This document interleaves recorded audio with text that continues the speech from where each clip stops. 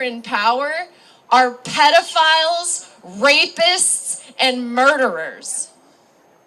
I tell my 15-year-old son, hey, whenever you want to pull a Nepal and just start tossing them in the river, let me know. I'm so down. I'll drive you there. We'll drag them and we'll throw them in the river because I'm fucking done. I don't know how angry any of you are, but I have never felt such a boiling anger in my body as I do now. And that anger is growing, and I'm channeling that anger. I'm bringing the heat to melt ice. And not just ice. I'm dead serious. I hope you all join me and join those of us who are really coming into this radicalization that this country should no longer exist. And I intend to continue fighting them from my position as a veteran. And there are veterans here, so I know I've been talking for a hot minute, but I just want to speak to veterans in particular. I think that we have a great responsibility in this moment because we have worked for the state. We have worked for the state and have been exploited and abused by the state. Many of us joined the military because we didn't have options. We joined the military because we needed money, we needed housing, we needed to be just safe. And we were coerced into thinking, oh, we're gonna go fight for our country. I never fought for my country. I certainly fought for something and someone, but it had nothing to do with safety. It had nothing to do with freedom. And so I'm up here to tell all of you, don't thank a veteran for their service. That was not service. I've been saying that my time in the military was a sacrifice.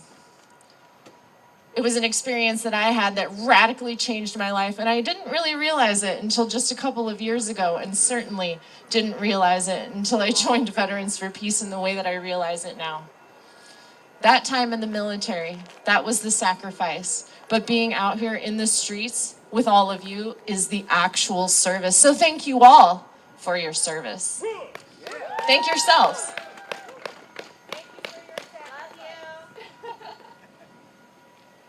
The last thing I want to say is, I don't know, join Veterans for Peace. I'm actually quite serious about this. One thing that Vets for Peace is talking a lot about right now, is thinking a lot about right now, is we need to build strong, resilient systems of community safety. We need to be able to continue to bring the kind of heat that we've been bringing to ICE to all of these other very fucking complicit agencies. And so we're building a veteran civilians community defense network as we speak. We're developing a basic training, believe it or not, and every single one of us needs to have a base knowledge, understanding of how to engage in situations in which we are encountering the state. And so there's going to be more information coming out about that from Vets for Peace over the next several months. So stay tuned, stay involved, stay engaged. I fucking love all of you so much. I have never felt so in community, so held, so cared for as I do standing with all of you throughout the past 3 months especially. So give all of yourselves a round of applause. And cheers, please, loudly. I'm wrapping up my speech, so if you could make me feel like really great, that would be awesome. I'm fucking tired. We've all been working so many hours, but the work cannot stop. So keep it up. Thank you so much for coming. Who's next? Not the speaker. Oh, do we want to have some kind of a, do we want to do like a lineup or something? Welcome, thank you. Welcome. Live in Fort Snelling. I was just going to say that actually, yeah. If folks are interested in speaking today, please gather and probably line up more in this area. The next person I want to invite up here is Paul from the ACLU. I'm sorry, I will get to you, sir. You can go first. All right. So one thing I appreciated about the last speaker was that they use the word fuck almost as much as I do. So thank you for your service in that regard. My name's Kip Hedges. I live at 3312 18th Avenue South in Minneapolis. And the reason why I say that is because I know that ICE already knows and you know how I know they know, where I live and what my name is. So that's not something that I can take back. I was a baggage handler for 30 years right over there at the airport, and I have the surgical scars to prove it. I'm now retired. I want to talk about what happened at the airport on January 23rd, which was the mass strike, which I'm sure most of you either participated in or you're downtown with 100,000 other people in the minus 22-degree temperatures. At Delta Airlines, where I worked for 30 years, and also Northwest Airlines before they merged, probably half of the workers at Delta are immigrants. And they were confronted for week after week with a spectacle of ICE agents on the jetways, in the terminal, checking people's IDs. Now, mind you, the people who work at the airport have badges, and that requires a federal government security check and clearance. So there's no reason to check those badges except to fuck with people. That's part of what drove 30% of the baggage handlers at Delta to call in sick on January 23rd. And that's a non-union company. In the union companies, represented by SEIU Local 26 and Unite Here Local 17, 70% of the workers called out sick that day. And as one of my friends who was working on the ramp that day said, it was a shit show.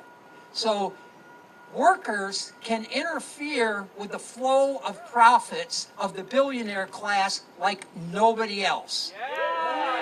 And that's part of, there's two things that we want a victory. Let's first say that we want a victory with the drawdown of ICE. Now, it's a temporary victory, and it's just a battle in the war, but we did win a victory. And part of the two things contributed to that in my mind. One is the rapid response, the mutual aid networks was like the defensive struggle, and then the offensive struggle was the mass strike on January 23rd. And it takes both things for us to keep on going and to win. One is complementary to the other. So now I want to talk just real briefly about the fact that on May 1st, May Day, which used to be celebrated in the United States in a big way, and I think it's making a comeback. May Day, there's a number of the same organizations and unions that called for January 23rd as a mass strike that are calling for no work, no school, no shopping on May 1st. That's right. So I want all of you to be thinking about that. There'll be more information and publicity and social media posts, etc., coming out in the near future. But get ready to go to stick it to the billionaire class on May 1st, because we have one other big stop on the train, and that's the No Kings rally on March 28th. And then May 1st. Those are the two big sort of explosive events on our train to get rid of fascism and get rid of ICE. So thank you very much. Next speaker. All right, we've got a very special one. Jack from Haven Watch. Welcome, everybody. We're live at the Henry Whipple And building I'm bumping him in front because, he's at got to Fort get Snelling, back to Minnesota, it, of course. live on Status Thank you, Coup Jack. News and Mercado Hey, Media. everyone. Yeah, that's okay. Please support independent media by was trying liking to the say video, three things, subscribing almost- to the YouTube channel. Almost more as like a PSA to spread word kind of thing. First one, I think all of us know this, but keep saying that it's still happening. The number's not zero, and it's not even close to zero. I like some of these Facebook posts that are like, we're Vikings fans, like we're not going to early sell anything. Let's keep that mindset going, because the only thing that's changed is tactics. We see the same amount coming in and out when we're helping up here, and the cages, or whatever you want to call them, being empty is just simply, it's just not true. I I don't need to go into detail. It's very obviously, the verdict's out. It's still happening. Second thing, for some of you organizers, which is, as she said, is kind of all of us, but there's these ISAP appointments, and I don't personally actually know what that means, but it's some sort of ICE house arrest is kind of my understanding generally. And anytime you can escort or help with those, some of our people who have been kidnapped have been told to go to that appointment and do, like, quote unquote, the right thing, and then end up being taken from there. And I don't know that that's been out for the public as much as it could be. So please help spread that word. Lastly, and this might be the hardest one, there's a number of right-wingers that are shifting on this issue, and it's very tempting to say, like, you voted for a piss-infected cum bubble 3 times, and just like come at them. But I'm just asking that we bite our tongue and say welcome, because that public image in Washington is a lot more important, unfortunately, than the deaths that we've had to experience watching and hearing about. And the more people that we can get behind us, I think keeping that one goal in mind, abolish ICE. And we need to stay very targeted on that and welcome anyone that wants to help. Thank you, guys.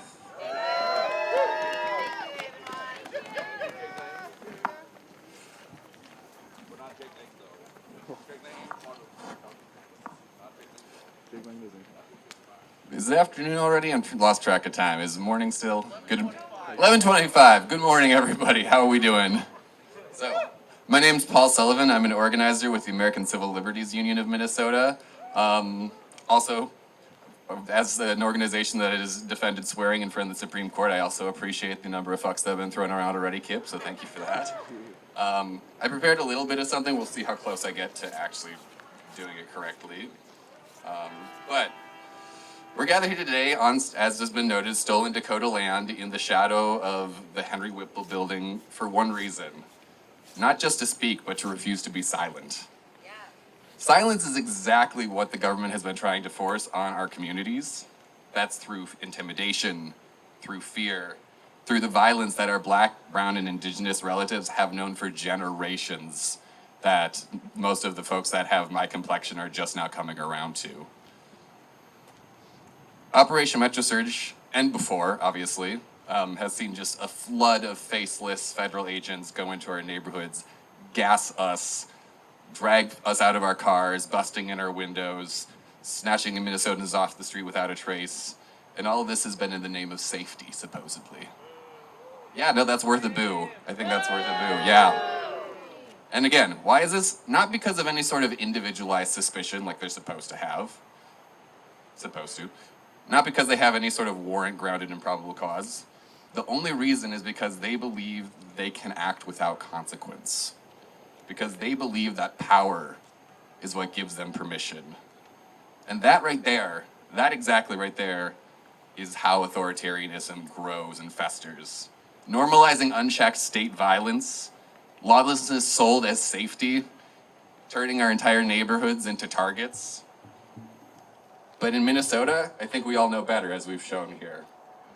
Power does not grant permission. The Constitution can help bring accountability, but you know what really needs to happen for there to be accountability is the people standing up and saying something to demand it. And of course, what did they do when we've tried to demand accountability? Every time that we've tried to film them with our phones, every time. What's that? Retaliate. Yes, they've retaliated every time. They've doused us in tear gas. They've dragged us into Whipple. They have, pulled us out of our vehicles for the audacity of just existing behind them on a public road. This is the only offense that so many of these Minnesotans have, is just to be bearing witness to what is happening, the state violence happening against our neighbors. That is the scale of their fear, let's be clear. Just witnessing what they're doing has become a threat to this institution. So, let's be very crystal clear. Speaking from the ACLU's perspective, you have that constitutional right to witness, always. You have the constitutional right to protest, always. And no federal agency, no federal agent has the authority to take that away. Now, I'm going to talk a little bit about the legal side of what all's going on here. Now, let's be super clear. That's one plank of the battle. What y'all are doing is the front lines of the battle. If the legal side can help out with stuff, that's what we can hopefully do. But it needs everybody to make it work. So, we've gone to court twice now. I don't know if y'all have seen this. One is Tincture v. Nome. That is to get ICE and CBP to stop retaliating against people who are lawfully, peacefully just following them in their cars or filming them in their neighborhoods. You know, the judge initially granted the injunction to stop that, which within, I think it was 48 hours, the incredibly conservative Eighth Circuit instantly overturned. But you know what? That hasn't stopped us, has it? No, exactly. We're still out here. We're still getting stories. We're still making sure that the entire world knows that ICE is still here and it's still doing the same shit. And that needs to be louder. And I lost my notes. 2 seconds. Just a second. So, yes, fuck ICE. Here, yeah, that's a good filler. Everyone fuck ICE. Fuck ICE! There we go. All right, where were we? Okay, so, and obviously that doesn't end with just them abusing observers. They've obviously been going through the thing that is foundational to the American immigration system, a racism, racial profiling, abusing our neighbors just because they're Somali, Latino, Southeast Asian, simply for existing in public spaces. That's why we've also sued to stop them from racially profiling people in Hussein v. Nome. Because when federal agents are arresting people based on the color of their skin, that is the government violating every single right that exists for us. There's one, yeah. I want to say the named plaintiff in the case, incredibly brave young man named Mubashir Hussein, said something that I wanted to read out to y'all just because it should shake all of us. In court, he said, "If this court does not act, we will continue to be harmed simply for living in the United States of America. When existing becomes an invitation to harm, authoritarianism is not on the horizon. It is at the door. But you know what authoritarianism can't withstand? Organized people telling the truth in public together. That is why we're here today. To turn that pain into power, turn witnesses into plaintiff, turn stories into protections. We're here to build, with all of this pain, historically back to the Dakota War in this area, to the moment, to turn that pain into power. And I'm going to put a little bit of a plug in here for the ACLU and for all the other organizations that are doing the legal work. That means we need your help. The legal fight is only one piece of this puzzle, but as part of that puzzle, it can help turn the tide. So I'm asking today, if you have experienced any sort of abuse at the hands of ICE and CBP, I'm sure there are plenty of instances in the crowd. I've talked with many of you before. That means racial profiling, a warrantless arrest, an arrest just for being present in public and filming without obstructing. We want to hear your story. What does that do? That gives us ammunition in court that allows us to push back. Will that solve all of this? Probably not. But is it a tool that we can afford to put down? No. All right, I'm almost done, I promise. Just a second. So, like I said, if you've been racially profiled by CBP, if you have any sort of arrest that is rooted in your appearance rather than any sort of evidence, or any sort of retaliation, please, we need your declaration. Your declaration is how we fight back. It's how we win. Where was I? I apologize. Just a second, y'all. So in closing, I'm going to say I have a bunch of cards up here with scans for QR codes to be able to report that to us. I encourage you to report it to the media, to other people in this space. And also, I encourage everybody here, if you have it in you, to come out here and talk. If you can speak, share it. If you've endured something, share it. If you've been harmed, let us all help turn that harm into justice. Because when we witness together, when we refuse to turn away, when we insist that our communities deserve dignity and safety and rights, we shift that balance of power. Because who keeps us safe? We keep us safe. Who keeps us safe? We keep us safe. And together, we are going to fucking drive ICE out of this state. So, thank you. Thank you, Sully. We appreciate you. All right. we've got some music up for you next.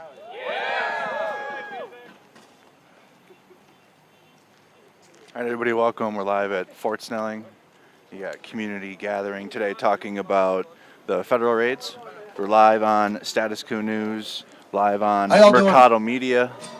They're going to have art, I've they're never going to really have been a big one music for the speeches, and speeches so today. You'll have to help me out here a little bit. There's a chorus to this song, goes like this. It's a rewrite of a song that was passed on to us by our brothers and sisters over in the north part of Ireland when they were interning them during the Troubles. So the chorus goes a little something like this. Armored hold on, I gotta find my key here. It's not that one. Yeah, that might be the key. Armored cars and tanks and guns take our daughters and our sons. Everyone must stand behind the ones behind the wire. Armored cars and tanks and guns take our daughters and our sons. Everyone must stand behind the ones behind the wire. Y'all got it? I know you're shy, you're Minnesotans. Let me tell you a little story real quick here. Back during the farm crisis, my dad went up and he tried to watch Jesse Jackson give a speech to these farmers up in around Fargo. And Jesse Jackson was trying to do that whole call and response thing. It was not working out. He's talking about, oh, who grows the food that feeds this great country? And he had Ole and Yelmer up there in the front row. And they gave a stern nod, which was about the highest point of emotion their wives had ever seen from them. So I know we're Minnesotan, and I know it's too early in the morning for any of you to have been drinking, so let's give it a shot. Armored cars and tanks and guns take our daughters and our sons. Everyone must stand behind the ones behind the wire. Armored cars and tanks and guns take our daughters and our sons. Everyone must stand behind the ones behind the wire. In the streets of Minneapolis, in the dark of early morn, federal agents come a-running, wrecking little homes with scorn, tear-gassing the crying children, dragging fathers from their cars, shooting down the helpless mothers, and the blood they spill is ours. Armored cars and tanks and guns take our daughters and our sons. Everyone must stand behind the ones behind the wire. Armored cars and tanks and guns take our daughters and our sons. Everyone must stand behind the ones behind the wire. Not for them a judge or jury, or indeed a crime at all. Being foreign means they're guilty, so they're guilty one and all. Round the world the truth will echo, Custer's men are here again. Washington again is sullied in the eyes of honest men. Armored cars and tanks and guns take our daughters and our sons. Everyone must stand behind the ones behind the wire. Armored cars and tanks and guns take our daughters and our sons. Everyone must stand behind the ones behind the wire. So fill the streets and raise the banners, blow your whistles and you'll see neighbors stand as one together until everyone is free. Arm the people, stand together, see the Icemen run away. Strike for all the friends they've stolen till they've all come back to stay. Armored cars and tanks and guns take our daughters and our sons. Everyone must stand behind the ones behind the wire. Armored cars and tanks and guns take our daughters and our sons. Everyone must stand behind the ones behind the wire. Let me warm up a little bit more here. I want you to chant with me a little bit. 10, 10, 10 toes down. Run the feds out of town. 10, 10, 10 toes down. Run the feds out of town. 10, 10, 10 toes down. Run the feds out of town. 10, 10, 10 toes down. Run the feds out of town. Okay, y'all warmed up?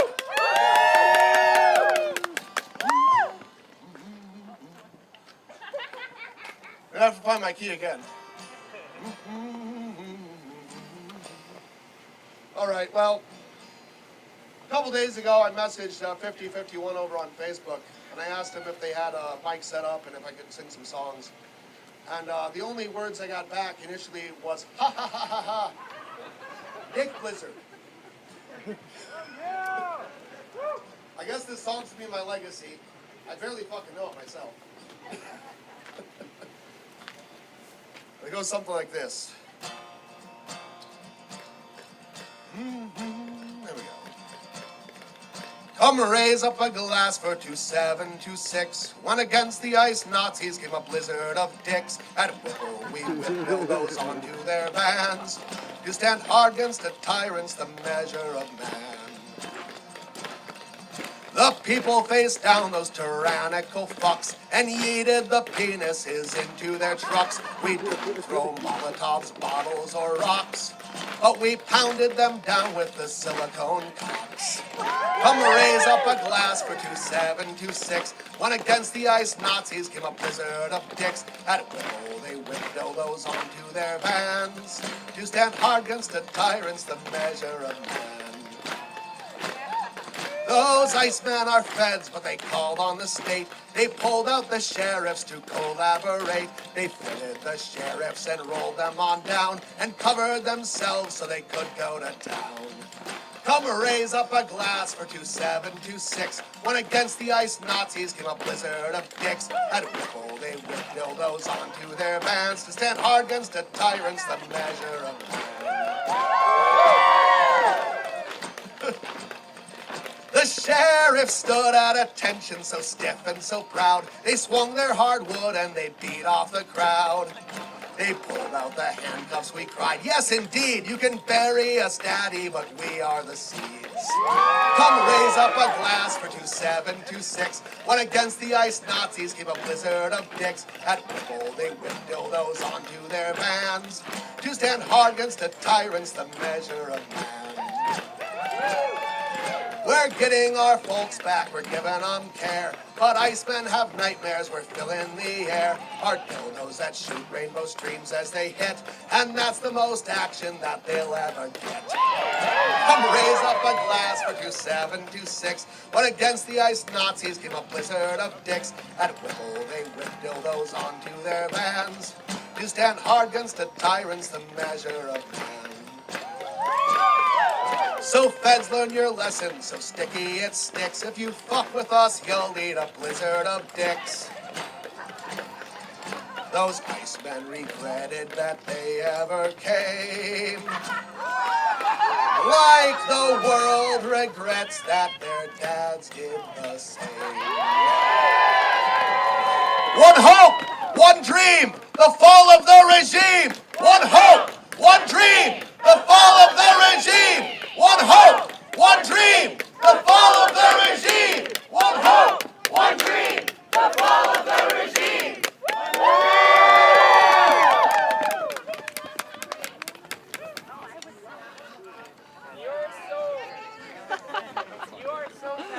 Let's give it a one more time. Holy cow. I will let this next speaker introduce herself. Because I've forgotten your name already. Hi everybody, my name's Forrest. I'm here, I'm a teacher. I'm also a musician, although I wasn't brave enough to get the guitar out today because my fingers couldn't take it. I have some songs I want to share, but first I want to talk about St. Paul Public Schools and what it's been like. I have been in the school system for the past 4 or 5 years since I came to St. Paul from South Dakota. And these kids are next level, the level of, and I just want to give the example of power is power. As a substitute teacher, you get a lot of resistance of power, and these kids are strong, and I'm just really hoping that we can all connect to our inner defiance, our inner strength of resisting authority. Because it's not easy. I was raised to comply. I was raised to obey. I was raised to take my hard feelings to my room and come back out when I could keep a straight face. and be polite and kind. And that's not what kindness is. And that's what I've learned being in Minnesota. And I'm grateful for all of you for that. I want to echo what our first speaker said. The first couple about this regime is rotten. We have pedophiles in office. Shame. We have vulnerability to people in authority. Shame. Shame. And we have a lot of power too. That's right. Yes, Yes, we do. Power to the people. I have a couple short songs I'd like to teach if people are open to singing again. The first one, the words are, it's simple, it's just, it is never too late, too late. It is never too late, too late. You can lay down this hate, you can join us, we'll wait, we'll wait. And I'll try to sing in the cold, I don't know. I'll do it a few times so you can jump in when you got it.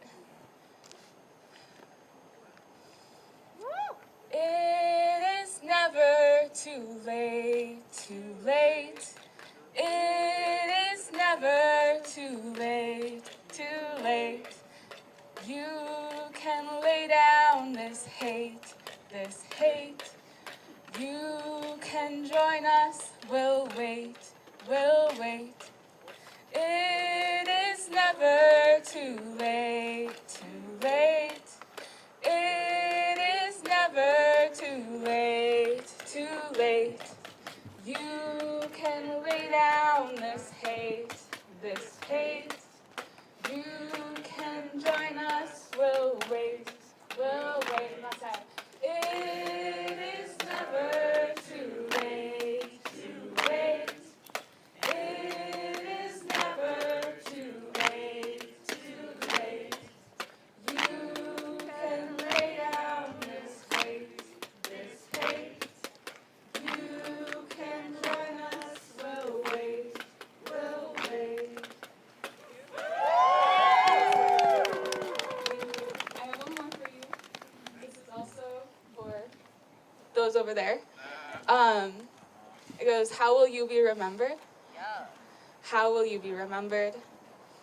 When the bodies are counted and your job is over, how will you be remembered? How will you be remembered? How will you be remembered? When the bodies are counted and your job is over, how will you be remembered? How will you be remembered? How will you be remembered? When the bodies are counted and your job is over, how will you be remembered? How will you be remembered? How will you be remembered? When the bodies are counted and your job is over, how will you be remembered?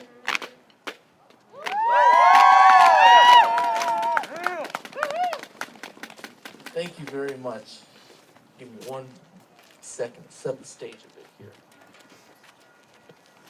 for our next speaker.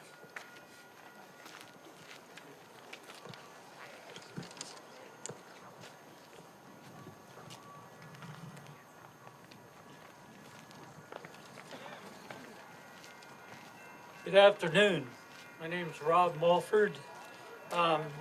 From Chapter 146, Veterans for Peace, Fairbanks, Alaska. I came down to join you guys about a month and about 5 weeks ago. I came down and joined the Veterans for Peace Rapid Response Team.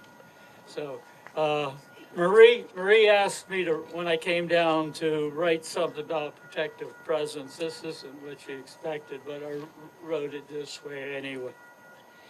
Protective presence, first chapter. Seeking a path to critical refinement, I chanced upon a mentor Antonio, his ink flowing, blood from Il Duce's dungeons. You're a product of history, he said. Find thyself in its infinite traces. Take inventory. Laboriously searching ledger in hand, I find myself present in the seedling of an empire. Midnight Manhattan, 1463. Refugee Lenape. Women, children, men, limbs hacked. Torsos impaled, sizzling, screaming pyres light up the night. Freed black men till the scorched earth among ghosts unsettled. A 2,000-foot palisade, sharpened oak posts, separates white settlers from their crime scene, Wall Street.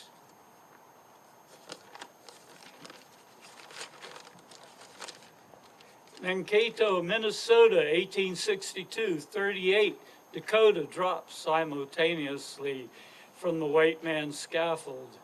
Warrior souls driven to the earth, knee stretched necks cry out. Call us in prayer, we'll return. Hearing them, Lakota in holy shirts pray, dance, sing. Frightened white men, the white man replies, the tongue of mechanized gunfire. Bap, bap, bap, bap, bap, bap, bap. This land is our land. God's doctrine, discovery. Find out. Fuck around and find out. Denver City, 1864. Good citizens. How? Exterminate them. Exterminate them. At Sand Creek, 600. Cheyenne, Arapaho. Women, children, the aged, the infirm. Butchered. Breasts, genitalia. Souvenirs taken by Colorado's Bloody Third. Camped on the river of talking stones, and a Shetty Sakoan cajoled. Wake up, my relatives, you the two-legged, you who walk on all four, you who fly through the sky, swim in the water, slither, creepy crawl. Come greet the sun, pray, give thanks, smoke to the four winds. Ask the Creator for strength. Stop the evil dapple black snake. As I stand near the abutment, prehistoric orbs bearing me witness from below the torrent, a burned out carcass, a military surplus truck barricades the bridge, speaking volumes. Before me, behind razor wire, men with automatic weapons, LRADs, bullhorns stand in fear. 300 women in prayer. Water protectors, water protector warriors, burning incense, threaten corrupted conscience, hegemony, national security. Antonio's infinite traces coalesced. My ledger confirmed a deficit in my incompleteness, my gangster of capitalism worldview shortcoming. The wretched of the earth have borne the brunt of my race's sins, inequity, insult, abuse, indifference, imperial war, ethnic cleansing, genocide. The oppressed have little need for my opinion. Their liberation precedes mine. To them I offer remittance, eyes, ears, tongue, hands, and heart to be paid on the front line of their liberation. My protective presence. Fuck ICE.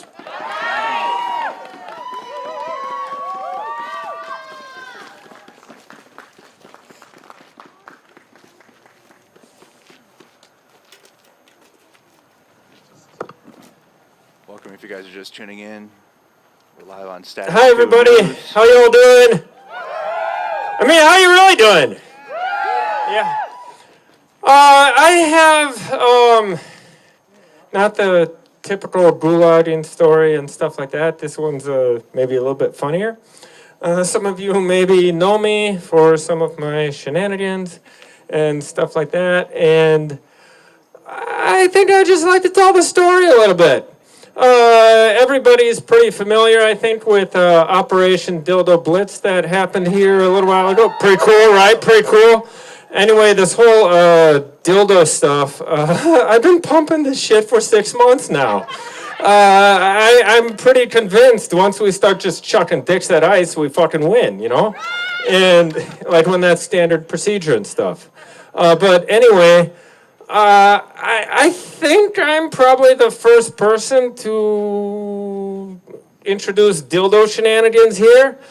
And yeah, thank you, fan club, I guess. And how, I just like to walk you through how this started. First, it was actually a number of years ago on January 6th. My older brother, he was watching it on TV, and I was too, and we're talking, and he was like seeing all these Capitol Guards that are pretty restrained in their actions and stuff, and he was just like, those guys, like, man, they should just beat those rioters. They're just big ass fucking horse cocks. And then the entire fucking thing would be done. You know, the entire world would just laugh at all these people, and the entire movement would be done. Nobody would take them serious and stuff. And I heard that, and I was like, that's a genius fucking idea. That's a genius idea and stuff. Anyway, Trump gets reelected, right? And I'm like, last spring already, I was like, somebody's got to like start fucking chucking dicks or something, you know?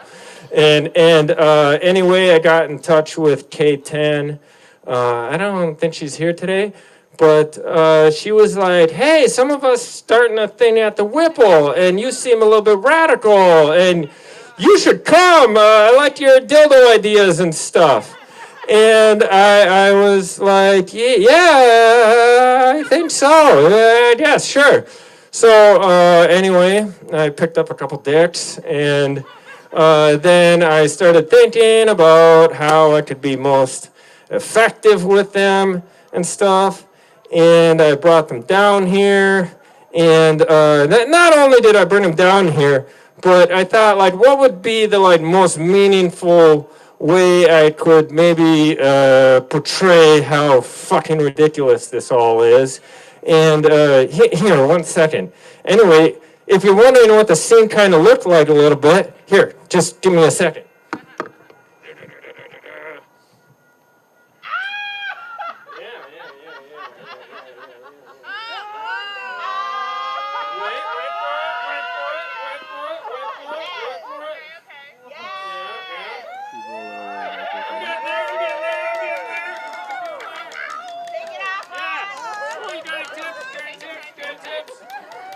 Hot damn, I'll take the cash.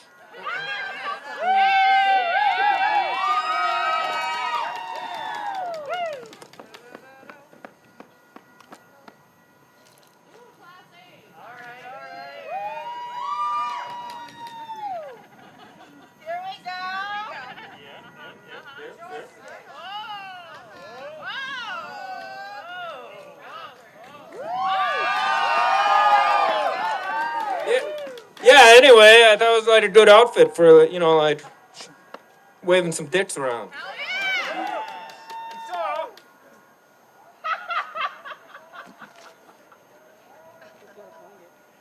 Yo, this is one of the original ones. Yeah, anyway, we brought this over here, and I don't know if you ever brought like a couple fucking dicks to like a protest or something, especially when you're meeting new people. This was my first day at the Whipple, by the way. First fucking day. And I had these in my bag and stuff. And I told K10, hey, I got the dildos. I brought them and stuff. But I was extremely apprehensive about just pulling them out of the bag, you know? Like, who whips the dicks out when first meeting people and stuff, you know? And anyway, I opened my bag up, and then K10 and CM and Red Witch, they just grabbed the dicks and started fucking waving them in Ice Agents' faces and stuff. They were flicking us off. It was really funny. Ha ha ha ha ha ha ha ha. And you might think like that's the end of the story. Tell you what, keep these up. Did these stand up? Doing, whatever. Anyway. So, like, you might think, like, that's the end of the story or whatever, right? But no! At that time, all of this wasn't barricaded, and we went into the Whipple to bear witness to the court proceedings inside there. And, well, I had my backpack with dicks in it, And everybody else is like walking in, and I'm like, should I bring this shit back to my car or? And then, you know, I thought about it for a couple seconds, and I was like, this is a First Amendment right thing. This isn't like illegal. And so I was like, I'm gonna bring some dicks into the fucking courtroom. And how that went. Yeah, we went into the courthouse, and yeah, I took off my military jacket. They scan you, right? They got scanners and all that. I took off my military jacket. I put that up for the scanner. I put my backpack up there and stuff. And then I went through the metal detectors. And when I got through the metal detectors, you know, I'm just kind of like looking back and left a little bit. I got this like fucking shit-eating grin on my face. You know, it's like total schadenfreude. And I'm just like, oh boy, this is going to be good, this is going to be good, this is going to be good. And yeah, it was great. It was great. When the bag finally came through, you should have saw the security guy's face. He was just like, da da da da da, and then just, ugh. And then he was like, Mike, what do you want to do about this? Like, they're not exactly illegal, but can you beat somebody with those or something? And then, like, Mike looks at it, and he's just like, ugh. And in my head, I was thinking, pull them out, pull them out, pull them out. It'd be funny, right? Yeah, so anyway, I was hoping they would pull them out. They did not pull them out. They stayed in the bag. They stayed in the bag the entire time while I was in the Whipple. Keep that mental note for later. And then, yeah, Mike was like, just let him go. And so they sent the bag through, and then I put my jacket back on, and the guy who was handing me my bag back, he was like, are you going to a Lynx game later? You know, kind of a lesbian, bigoted statement and stuff. And I was like, no, these dicks are for the pleasure of the court. and then like I went into the courtroom, and I just sat bearing witness to the court proceedings. They're all bullshit, by the way. And then the security, the DHS security there at that time, the judge actually asked them to stop coming into the courtroom because they just kept coming in, opening the door, coming in, checking on me because they were like, man, this guy's going to be like chucking dicks around the court or something, you know? And yeah, and I didn't. I just sat in there. I just sat in there with my bag with a couple dicks and like watched court proceedings, and then I went home and I thought this would be the end of it, you know? But no, it wasn't. They got Christy Noem. I shit you not, this little like impromptu like dick joke I made, I shit you not, like this news of this made it all the way to Christy freaking Noem. She got briefed that apparently there was a madman in a military uniform that brought a whole bag of dicks into the courtroom and just started chucking them around like a madman. And word of this got back to me. Eric told me and stuff, and about this individual doing these things, and I was like, that guy's like way braver than me, you know, like no way I'm chucking dicks around the courtroom and stuff. And yeah, and then so like Christy Noem got briefed about this stuff, and then they kicked out a memo. I don't know if you guys know this, but there's a memo that banned dildos and sex toys and all that stuff from courtrooms. Not just, yeah, shame, right? Yeah, dicks should be allowed or something, right? Yeah, anyway, they're banned here, and they're banned, I guess, nationwide and stuff, all because of this, like, impromptu fucking dick joke I made. And anyway, I went home. This was very funny to me, as you could imagine. I was telling everybody I knew about it, and then, like, Operation Dildo Blitz came around and stuff, and I was like, hell fucking yeah, hell fucking yeah, hell fucking yeah, and whatnot. It felt like very vindication. Anyway, I don't know exactly how to close this out. I got a bunch of good stories about punching Nazis and other things too, but I feel like I should probably let somebody else talk. But that's kind of, this was like the genesis of the dildo stuff around here. And if you really want to help me out, anytime you see them, just fucking start throwing a dick at them. Like, they desire to be taken seriously. And once you start throwing a dick at a person, it's not serious anymore. It's not serious. It's ridiculous. And so just fucking whip dicks at them and shit. Yeah. All right. Yeah, Hans Chicos. Yeah. All right. See ya. Thank you. It's a winery. No, actually, I don't want to. No, I'm cool.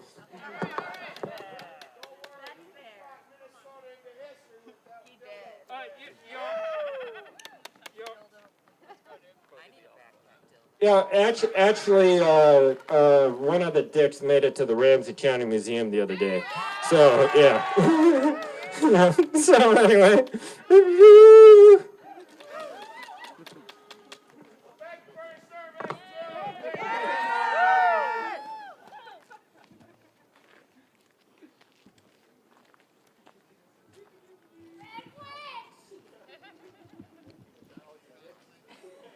Everybody check into the stream. We're live today in the Whipple building here at Fort Snelling in Minnesota.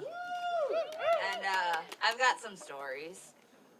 So I had never really interacted with the police before Brotex. Not really. And I had obviously never been pepper sprayed or tear gassed or any of the things that they unleashed on all of us. But that changed. I was pepper sprayed point blank at Brotex, and by the second raid at Rose Avenue, I knew to wear a helmet. That wasn't going to happen again. My lovely veteran friend over here had her foot run over, and the mayor saw it, and that took weeks to heal. Somehow she also still popped up at Rose Avenue, and I remember wandering around in the tear gas going, she shouldn't be here, where is she? And by mid-December, it was a good day if we weren't getting tear gassed. So it's just kind of a wild transition. I've talked to Human Rights Watch about what's going on in Minneapolis twice at this point, which is insane because I'm used to hearing about them in Syria and Sudan and war-torn countries. And now we're telling them about the experiences that we have had here in Minneapolis, Minnesota, where we are supposed to be the land of the free, and pursuing our happiness is supposed to be a constitutional right, but instead we have to go face federal agents in the streets to stop them from taking our neighbors. Shame, that's right. I was on the scene when they took a man who had presented them already in a Somali neighborhood with his U.S. passport card. He had already presented it to them, and by the time I arrived, he was already in the vehicle. The community was not taking it, and the officers were not releasing the man. Someone even brought out a picture of the man holding his passport card, even though they had already showed him.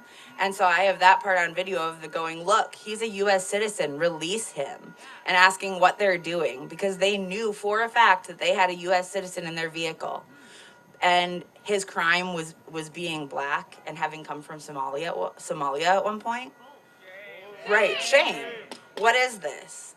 How are we supposed to say that we welcome anyone from anywhere if when they go through the legal process and do it the right way, this is still how we treat people? And so I guess I'm just going to backtrack for a second. My first interaction with the Whipple here was back in August, and it was a very radicalizing moment. I protested outside, and then I went inside and I witnessed. And what I witnessed there was Judge Sardelli, who has a 78% denial rate. Shame. Say, bring in my dismissals. Point blank, kangaroo court. And then there was an ICE agent in the court. No one's allowed to use their phone, but the ICE agents are, even though they're in plain clothes. You know, you can't tell who they are, clearly. So the ICE agent stands up and goes, "Can you add this one too?" to the DHS lawyer, and the DHS lawyer and the judge agree that they'll add that one too to the dismissals on the spot. Shame. And then they brought in, I don't remember, 5 or 6 brown men in their 20s and 30s, and sat them down, and one by one they dismissed the cases, and they had the people that had been witnessing before me, because I was definitely not the first, and there are still people going in there doing this incredible work. So thank you to them. But they said that this was the most ICE presence that they had seen in the court. And so there were probably 10 visible ICE agents, plain clothes, but you knew who they were. And there were 5 or 6 of them waiting in a clump at the end of the hallway. And they took them one by one in the hallway after their cases were dismissed. Shame. I watched a couple of cases, and then I realized that I was the closest observer to the door, and agreed with the other observers that I would follow this one out. And one of the other people gave me a card from an organization, MIRAC. Please support them. They are doing amazing work. They gave me a card that said, if your case has been dismissed, you may be detained outside of the courtroom, and asked for information like their date of birth, a contact, and their phone number. So I gave that card to the gentleman, and he wrote down his information. His wife was there. He talked to his wife, and one of the incredible people from MIRAC who could speak Spanish spoke to him and wrote their number on his arm so that he could have a contact on the way out. The ICE has had an agreement with the people in the actual courtroom area that they wouldn't go into the waiting rooms to detain people. They would wait until they came out into the public hallway. And so we were just talking to him and his wife and trying to prepare him for what was about to happen in the hallway. And the ICE agents and DHS officers were verbally pushing us out into the hallway so that they could hurry this up.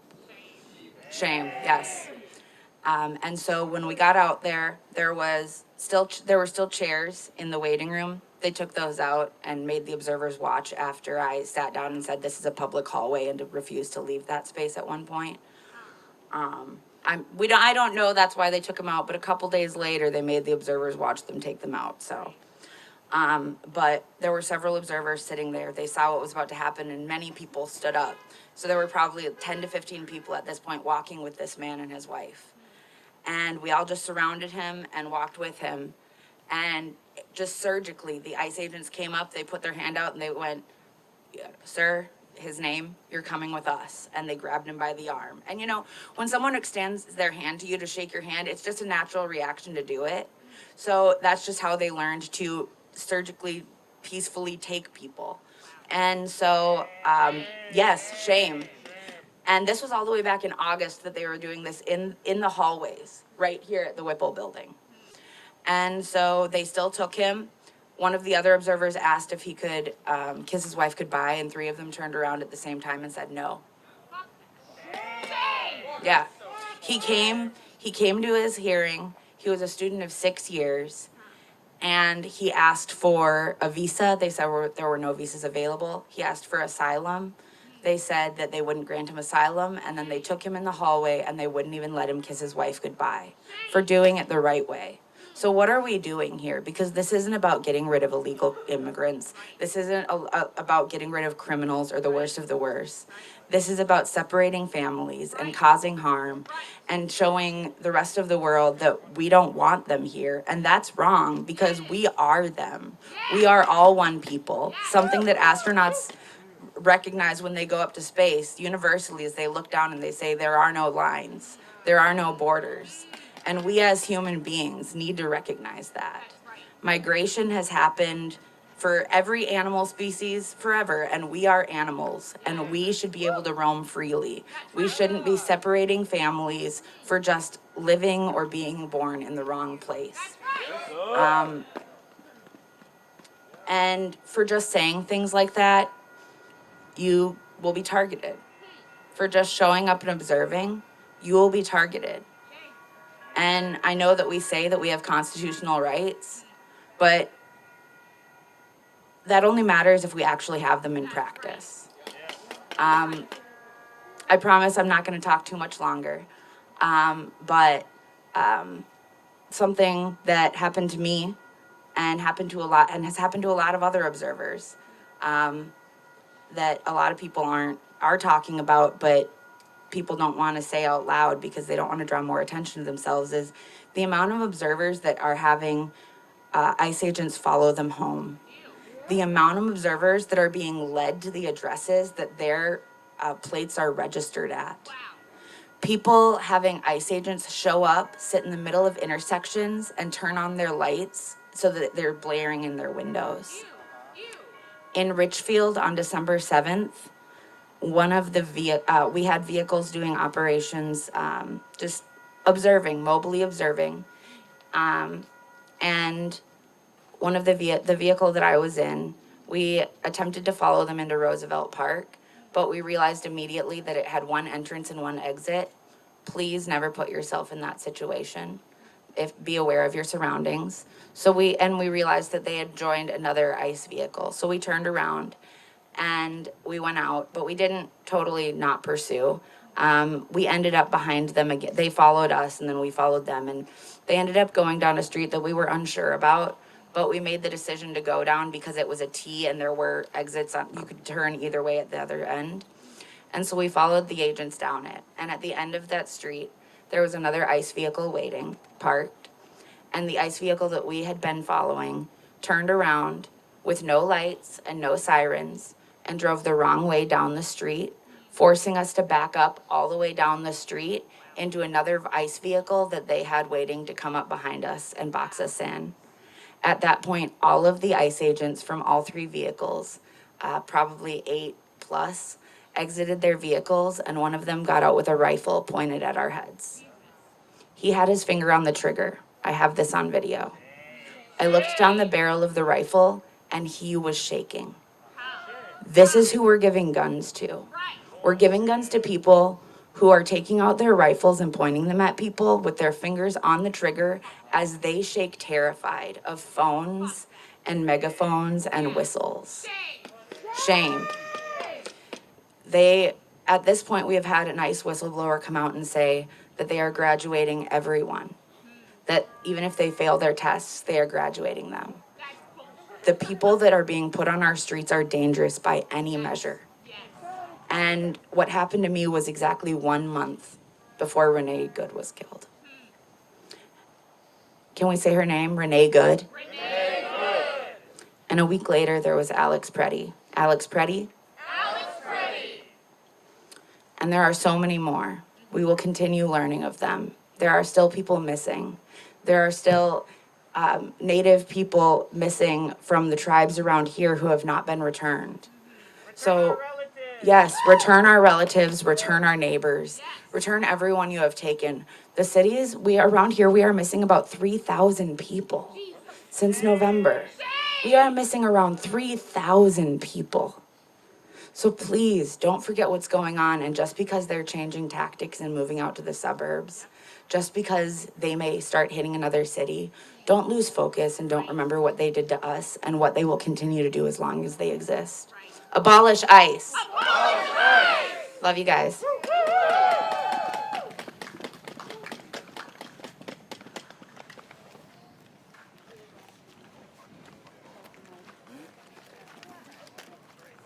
Hi, everybody.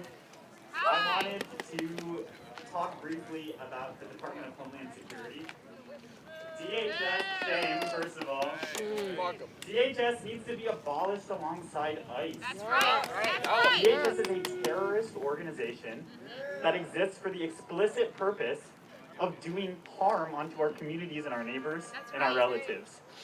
DHS operates off of the principal strategy of prevention through deterrence. Across all of their operations, they have the logic of the more violent and the more cruel, the more unlikely it is that people will break the law. At the border, this means funneling immigrants to desert crossing zones in Arizona where temperatures are lethal during the day and the night. They are attempting to prevent immigration into the country by funneling people into the most deadly quarter of the desert. Tom Homan is the border czar right now under Trump. He's been in office since the Obama era. While he worked for President Obama, he proposed the family separation policy. This is a measure that causes prevention through deterrence by pulling parents away from their children. The logic is if we separate families, they will not want to come to this country. Obama said that would work, but it's a little too violent for us, and gave Tom Homan a medal for outstanding achievement in his field. Tom Homan continued to serve in DHS through the Obama presidency. In the first era of the Trump regime, he proposed family separation again, and it was enthusiastically picked up by the administration. Trump, with open hands, accepted the idea that families of immigrants could be torn apart as a way of keeping them out of this country. Guess who kept that policy in place? Joe Biden.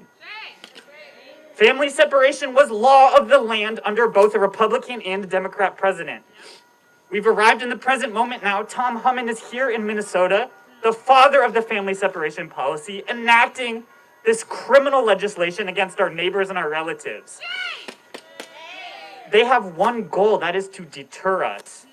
They want us to go home, they want us to live in fear, and they want us to look the other way as they take our friends off the streets.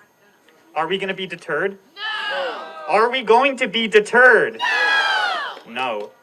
I'd like to offer you one more story. I was on patrol in my neighborhood, walking with a couple of my friends, and a squad car from the Minneapolis Police Department pulled up behind me and flashed their sirens. The three of us turned around, we assumed it was about us, and we observed a tent placed against a fence along the side of a property in Minneapolis. The police were there to sweep one of our unhoused neighbors from their encampment on one of the coldest days in the winter. They sat in their squad car for 2.5 hours and waited for him to come back so they could arrest him, take all of his property, and immediately place it into a garbage collector. This is what Minneapolis police are doing while we keep our neighborhood safe.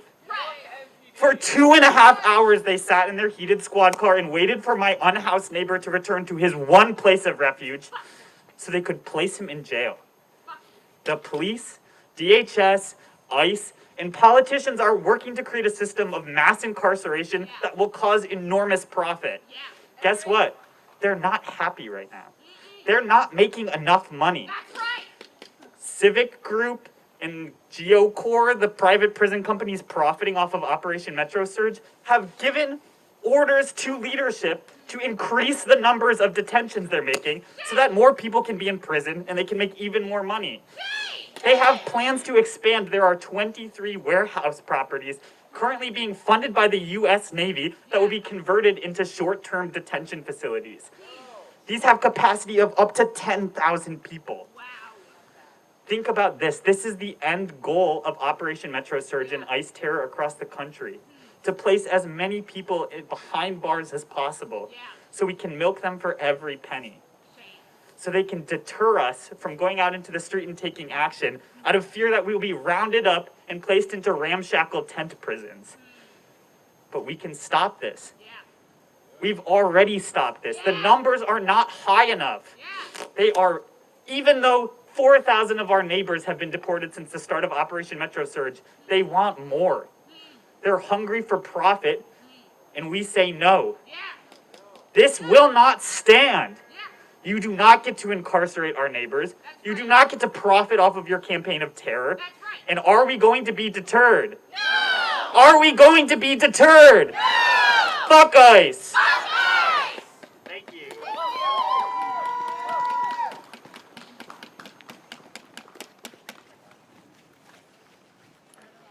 Okay, everybody, we're live at Fort Snelling in Minnesota. Hi. Some of you might know me as Sherry. I just want to say, in regards to the last speaker, when we talk about abolition, we talk about it as regards to the police. Because from the abolition of slavery until now, our police forces have only existed to incarcerate people for profit. That's exactly what ICE is doing still. This is unrelated to what I was going to say, but I know some people are very close to understanding this, and I need you to hear this. from the beginning of the abolition of slavery. That is the only reason our prison system has existed the way it is. Okay, so I wrote a song. I'm new here. I moved here from Florida along with a lot of other people a few years ago when a lot of other states became very dangerous for people to live in. And I've loved this place. I wasn't sure if I was going to stay here forever. I went to a town hall meeting and Representative Ilhan Omar was there, and I was shocked and surprised to see her in an open public space with very little security, just out in the city. Because where I'm from, politicians don't talk to you. They don't represent you. And for the first time, I felt represented. And there was a heckler there. And she handled it so gracefully. But it was the response from the crowd that really moved me. They didn't scream, they didn't yell, they didn't boo even. A bunch of women, all in unison without discussing it, just hissed all together. And it made me think of a Tracy Chapman song talking about a revolution. She says that it sounds like a whisper. So when we lost Alex and when we saw Liam get taken, and I want to remind people that there were 7 other children in his school, some of whom are still in Dilley. And a lot of those children who were separated during the Obama and Biden and the first Trump regime, they never got returned to their families. I wrote this song because I was angry, and I needed to say that. So I'm hoping, I'm not a very good singer, I'm hoping that some of you might want a copy, and maybe you can help me bring it to some noise protest or people who are actually good at singing. It's a duet. But I'm going to sing it so you can hear it. All right. Masked men came to our city. They said they came here for crime.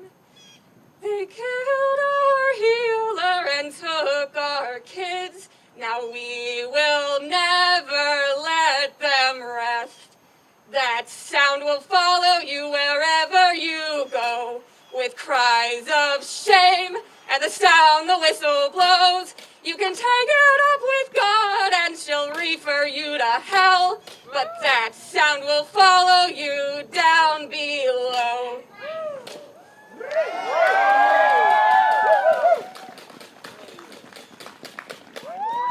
Noise protest tomorrow. Get it ready.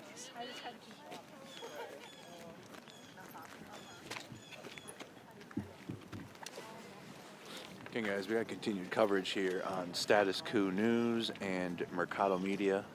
It's a privilege to be providing news coverage for you guys today. Hello. I am a very at-risk person, so I'm not going to be saying my name. But I use she, her pronouns, and I am a trans woman. Since the beginning of everything that's been going on, I have been terrified for myself, for my trans brothers, sisters, my non-binary friends. My heart breaks every day for my dark-skinned trans friends. I have immigrant trans friends, and I worry about what could happen to them. I've been shot with rubber bullets, I've been tear gassed, all the standard stuff. But you may or may not believe this, but ICE agents really like to harass trans people. I've had more handcuffs and guns flashed at me than I feel like anybody should have, which, I mean, that is one, but I think about what would happen if I didn't live in Minnesota. If I was somewhere else where I didn't have all of these brave rapid responders, all this mutual aid, all these patrollers, and because of people like you, the trans community has been able to continue to thrive. I've been out at parties, I've been out at bars, everyone's still out there. They want to scare us, but they can't scare us. Because we protect us. Got your back. Thank you. When I look at all of you, I see the best, the brightest, the most compassionate, caring people. I see Alex Preddy, I see Renee Nicole Good, people who put themselves in the line of fire and they paid the ultimate price for their neighbors. no pay, no reward, just because it's the right thing to do. And maybe it's wrong to say I'm a native Minnesotan because this isn't our land. These belong to the Dakota people. But I've lived here all my life, and I've never been more honored to say that I'm a Minnesotan. And I just want all of you to know that you are America's best, and I'm gonna cry. I would be me, so many of my brothers, sisters wouldn't be here. We would have been snatched off the street. My dark-skinned friends, my indigenous friends, on behalf of everybody, thank you all so much. You are some of the best people that I can call my community, and it's truly an honor. Thank you.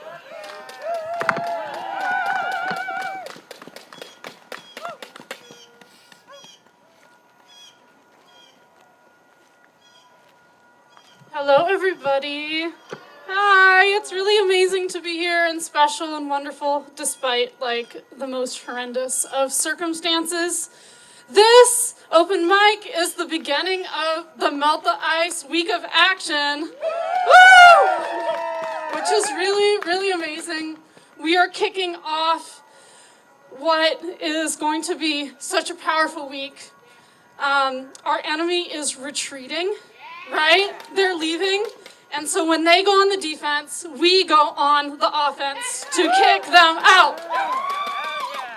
There is a series of demands that this week is fighting for, and I want to read them, and I want you all to chant them back to me so we are grounded in why we are here and what we are going to win. These demands are only a start of the better world we deserve, but they're the bottom shelf, so that's what we fight for now. So first, we are arguing ICE out of Minnesota right now. ICE out now! ICE out now! ICE out now! ICE out now! More ICE out now! Let's go. We've had a few thousand of them out. It seems like there's 500-ish left. This is a victory of the people. Of course, it's too many. Yep, we want them all out. Every single one out. And wherever they go next, we want them out of there as well. Yep. The second demand is release all of our abducted neighbors and close all detention camps. Release our neighbors! Close all camps! Release our neighbors! Close our camps!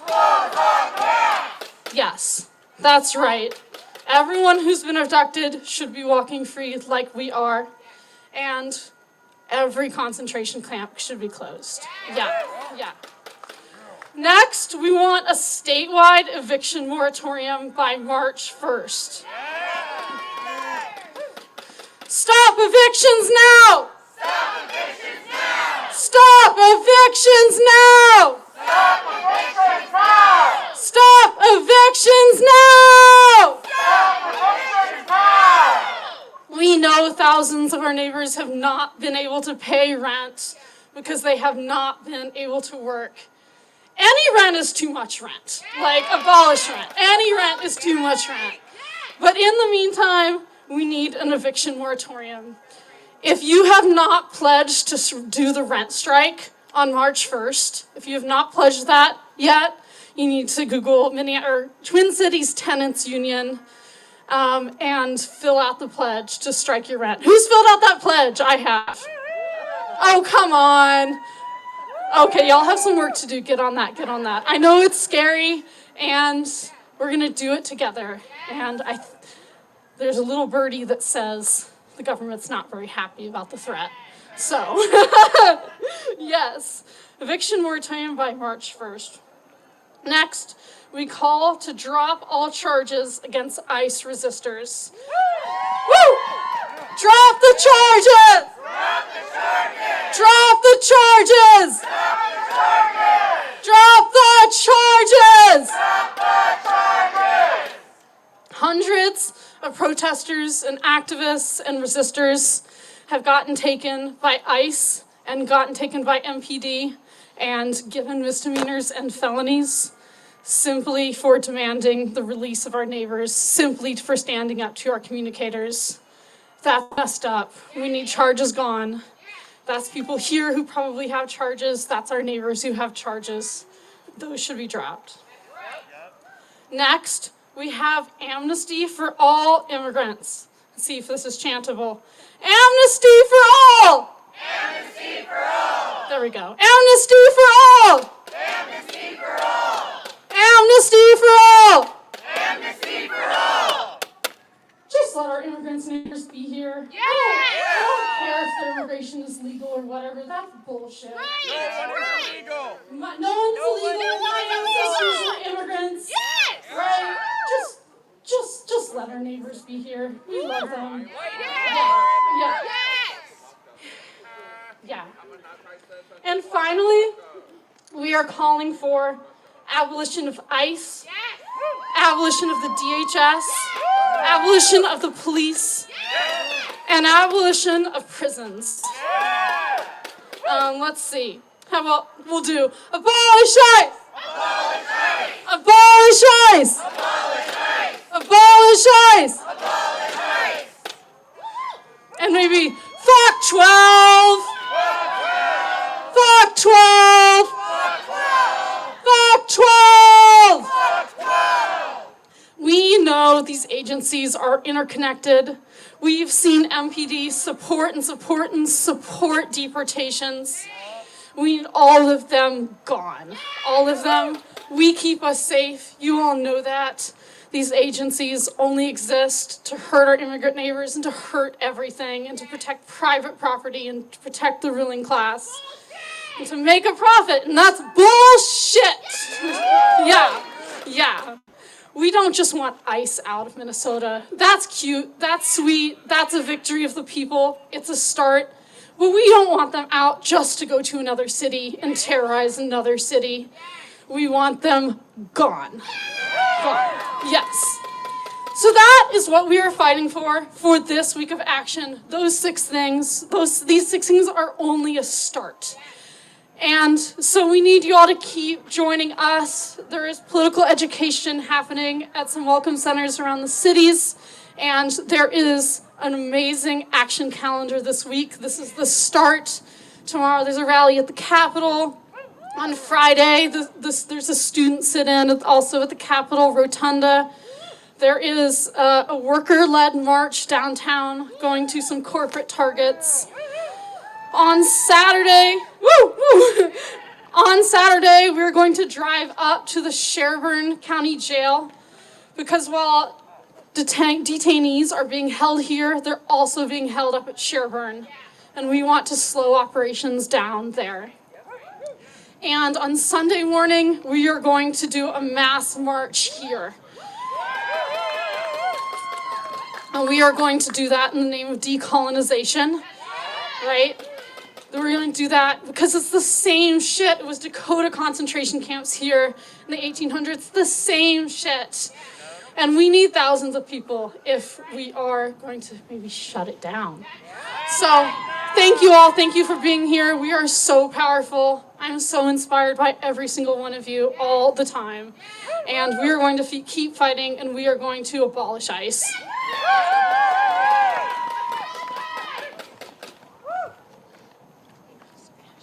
So I've never led this before, but I'm looking around, and what a wonderful opportunity that we all have to speak some words together.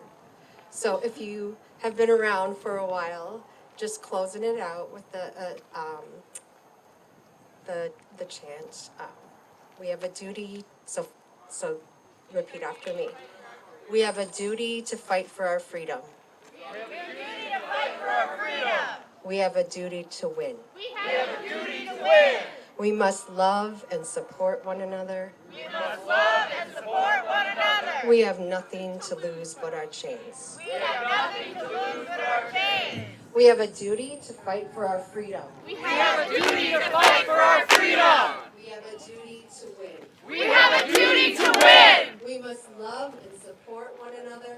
We must love and support one another. We have nothing to lose but our chains. We have nothing to lose but our We chains. have a duty to fight for our freedom. We have a duty to fight for our freedom. We have a duty to win. We have a duty to win. We must love and support one another. We must love and support one another. We have nothing to lose but our chains. We have nothing to lose but our chains. One more time. We have a duty to fight for our freedom. We have a duty to fight for our freedom. We have a duty to win. We have a duty to win. We must love and support one another. We must love and support one We have another. nothing to lose but our chains. We have nothing to lose but our We have chains. nothing to lose but our chains. We have nothing to lose but our All chains. power to the people.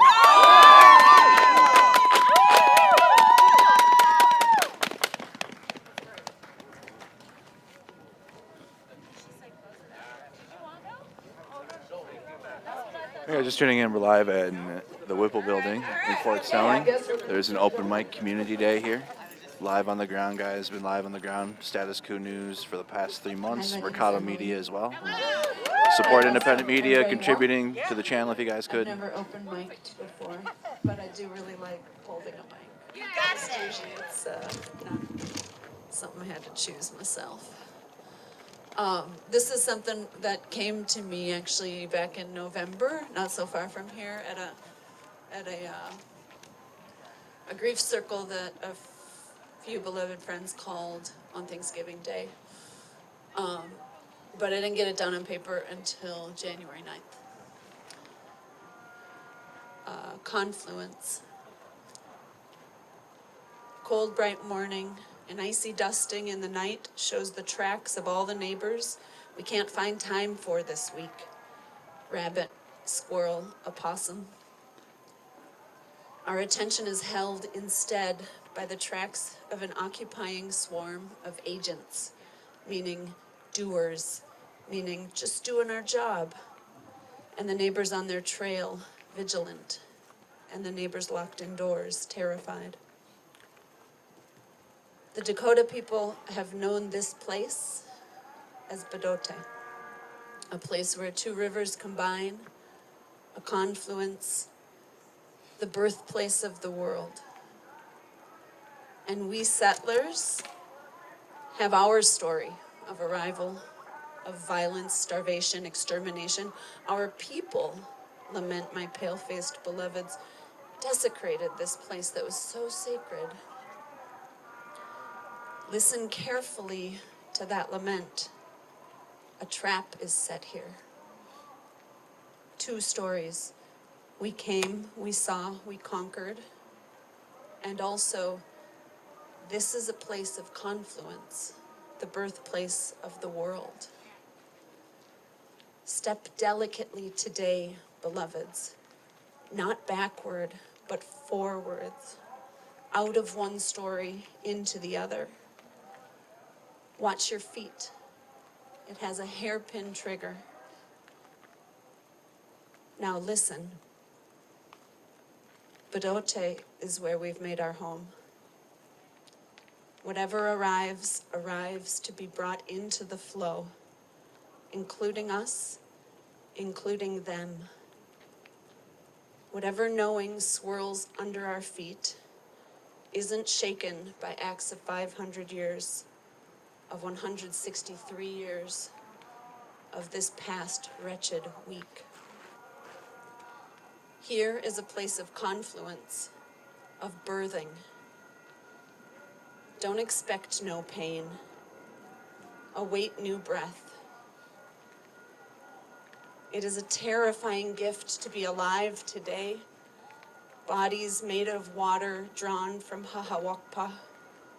Hearts of rage and fear and grief. Laboring. But we came here for a reason, didn't we? To Minneapolis.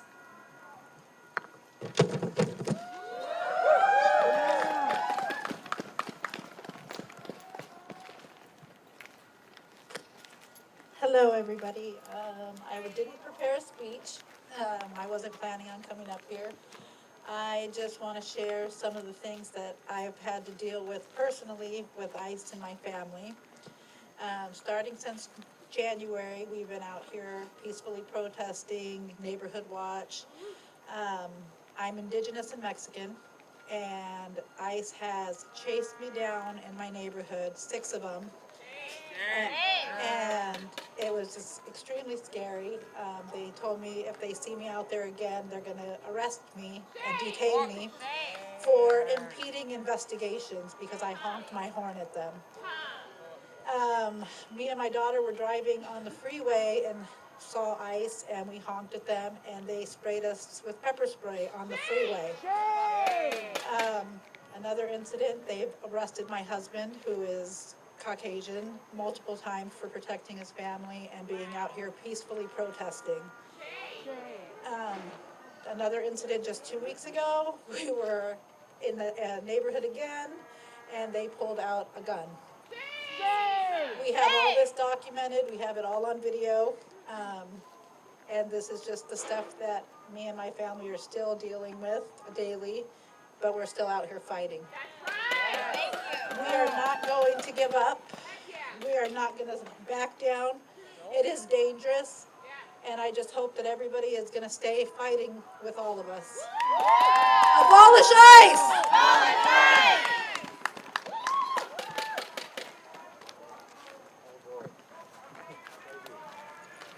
All right. This is pretty impromptu as well. Hi, everybody. My name is Nate Wendt. I've been organizing with EWOC, that's the Emergency Workplace Organizing Committee, and DSA Labor in various forms since 2022. I'm from Northeast South Dakota, and first off, I want to thank everybody in the community and whatever group and form that brought you here for being out here, because it takes every single one of us. We each have different talents and abilities. If you're not sure, you just come out and find something. There's something that you can do. I also want to talk about connections quick that make the world a small place. Because like I said, I'm from South Dakota. I drove in this morning. And already, being at Whipple, I met several people from all over the country that all came in to break bread and commune with Minneapolis community. Speaking of connections, small world, you see I'm wearing my keffiyeh today. This is from a small shop in Jericho. And that reminds me, small world. In the past couple of years, working in mutual aid support for Palestinians, there's one particular family of 11 with a medical observer by the name of Asma, who we've been very close with, to the point where when it came to Christmas with the family, I would be giving my family updates on how Asma and her family were doing, and getting all the extended relatives to show up to donate to her campaign or somebody else's. And this has been going on since October 2023. Now, unfortunately, last November, my mother, who was a school teacher, passed away. And this is where the small world comes in. I wasn't out broadcasting my pain on that. I didn't make any posts saying my mom died. But within a day, in the midst of bombing and starvation of her family and entire community, Asma reached out to give condolences that her friend had lost his mother. So that's a message of condolence in the middle of a genocide coming from Deir al-Balah all the way to Midwest South Dakota. Now, who would have thought those two would have ever connected? Now, we don't have that much distance here with people coming from across the nation in to help So it should be a lot easier from meeting people. You know, every conversation is an opportunity for us to break bread, make new connections, share the load while we're here, and take a lot home to our communities. I don't want to keep it too long. We give a fuck eyes? Fuck eyes! Fuck eyes? Fuck eyes! Abolish eyes! Abolish eyes! All right. Thank you. Love you all.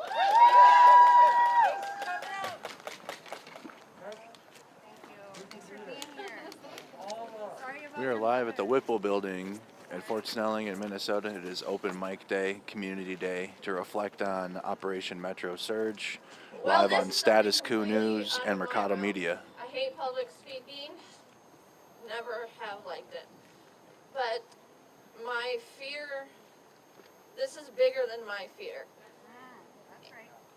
And I want to apologize because before I got out here physically and I saw on TV what was happening, I was terrified to come out here. I didn't come out here. I went to the marches, I delivered groceries, I did what I could, but I did not come out here. And it made me angry that I was too scared to come out here. My brother works for the Minneapolis Park Department system. His friend, who's completely legal, has disappeared. They took him. They've been helping the family, but they don't know where he is. They still don't know where he is. Shame. And I can't imagine having that happen to somebody in my family. And this has been something that has even kind of divided in my own family. My parents are old Catholic, traditional parents. They care, they love, they try to help people any way they can. The first day I came out here and they knew I was out here, they were mad at me. My mom, I'm ashamed to say this, but my mom said to me, "Why are you inserting yourself into something that doesn't dissolve you?" And I know she didn't mean to hurt me in a way that she did. But I said, how can you say this doesn't involve me? Yeah, they're after immigrants, but 2 people that have been killed look like me. So I don't know how this doesn't involve me. I don't know how this doesn't involve anyone. I'm an EMT working on my paramedic degree. Thank you. And seeing what I was seeing on the news, I couldn't believe it was in my neighborhoods. So I got the balls to come out here on a Sunday. And I was met by Ricky on the corner. And I told him, I just came out here for the first time I've been too scared. He says, "Don't worry, I got you. I'll let you know if anything's going down." That was 3 weeks ago, and I've been here every day since. Thank you. And I've also run into several people who've come from different states to learn what we're doing. And I don't know what to tell them. I sit here and I yell "fuck you" like all day long. Right? But we have been told, I have been told by our state board as a paramedic that if we get involved, we are screwed. They will not come help us. We risk our license. But I still would help somebody if I had the chance. Thank you. And I've been afraid of where this is going.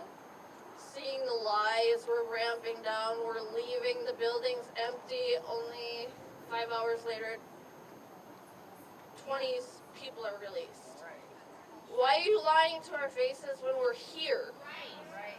What was the point of lying? Just to show that you are lying and you can't be trusted? Because how does that make sense? And my last point is, I have a golden retriever, Rosie. She's a crisis animal response dog. She responds, she's 12 now, so she's almost retired, but we respond to when terrible things happen, we've gone out. She's big on the high school Stoneman Douglas mass shooting. We were out there for weeks to bring comfort to the family.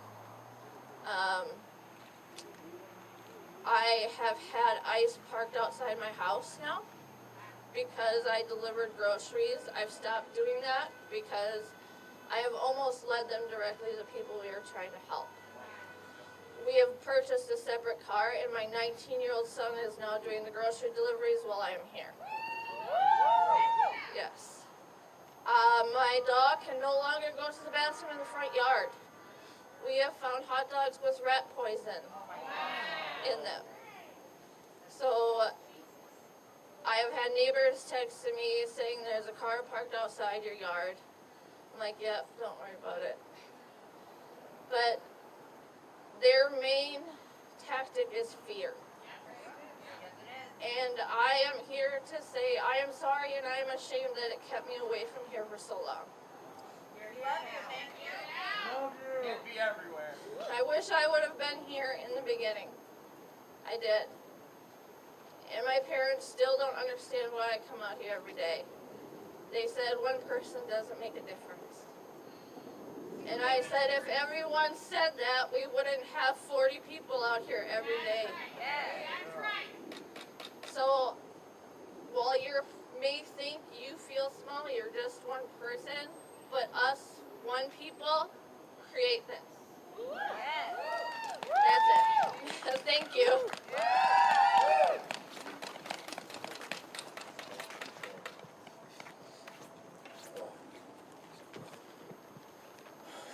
Hey guys, I also was not planning on speaking, but was struck by some things and figured I'd share. Let me see here. Yeah, my name is Ian Austin,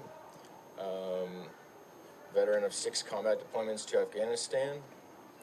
I've recently become intimate friends with DHS, the FBI, and Pam Bondi. And I got a little story that, I don't know, just sort of came to me, so I'm just going to go with it. Which is doing Bible study. I was raised Christian and in Afghanistan doing Bible study. And something that was very different for me versus at least all of the other guys in this Bible study group was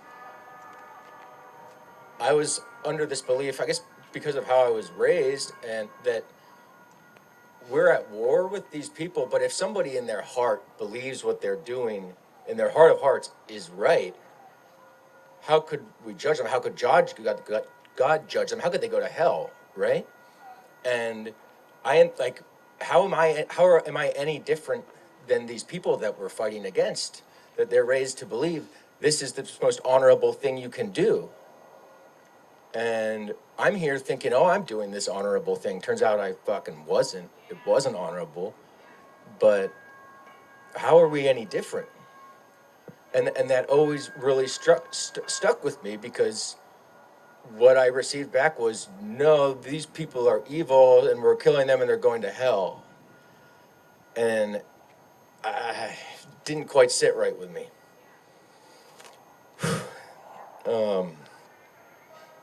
And so I feel like it's the same thing that now, right? It's bad othering.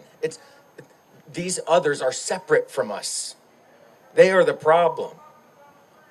We need to get rid of, we need someone to blame for our issues. But we're the fucking same. We're all the fucking same.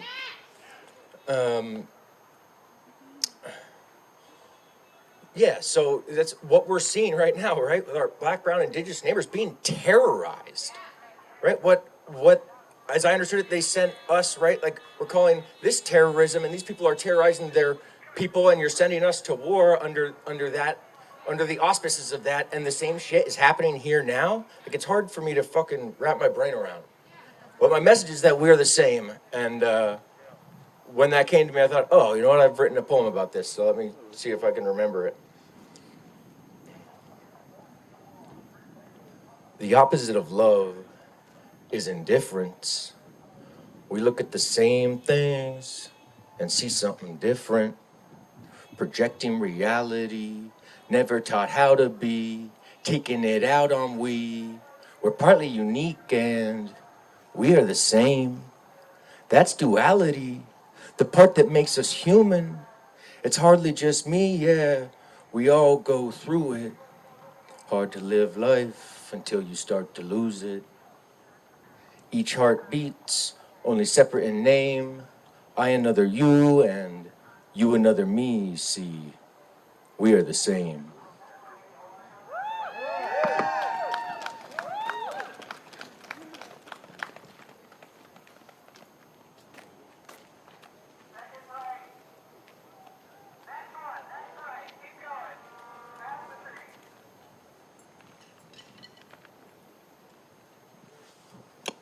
Hello. I flew up from Tampa last night because I had to be here. Something I just wanted to make clear. I've met people from all over the country in just the morning that I've been here. And somehow or other, without any formal media or any formal announcements, the whole nation knows what's happening up here. And what we're doing today, what I see today, and what I'm going to see this week, is going to spread across this country. In Tampa, we have a migrant community. It's called Homosassa, and the Immokalee migrant workers, and I've delivered food to their doors, and they won't even open their door until we're leaving because they think that we're delivering food to entrap them. We always thought it was our problem. We had to protect our neighbors there in Tampa. And we didn't think that California or Texas or Minnesota knew what our problems were and were willing to fight for us.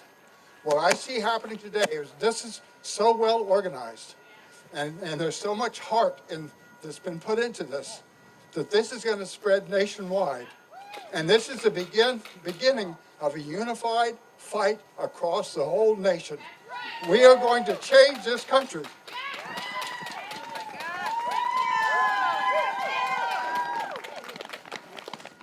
All right, thank you. We've got just a couple more speakers here, and we've actually got some music up for you next. Oh, yeah. Hello everybody. Could this mic come down a little bit? I'm trying to think of it. It's pretty good tonally. Hi, everybody. Hello. My name's Roland. I know some of you. I'm familiar with this building.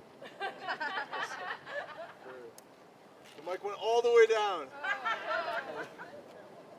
Oh, shoot. Nope, I pushed the wrong thing. Hold on. Oh, we're waiting for the mic to fix, guys. We're live on Status Coup News. We're live on Mercado Media. Been live on the ground for the past 3 months. Yeah, I don't know. A lot of stuff has happened. A lot of stuff has happened to me. The people I know, people I love and have grown to love, people that I live near, people I live with.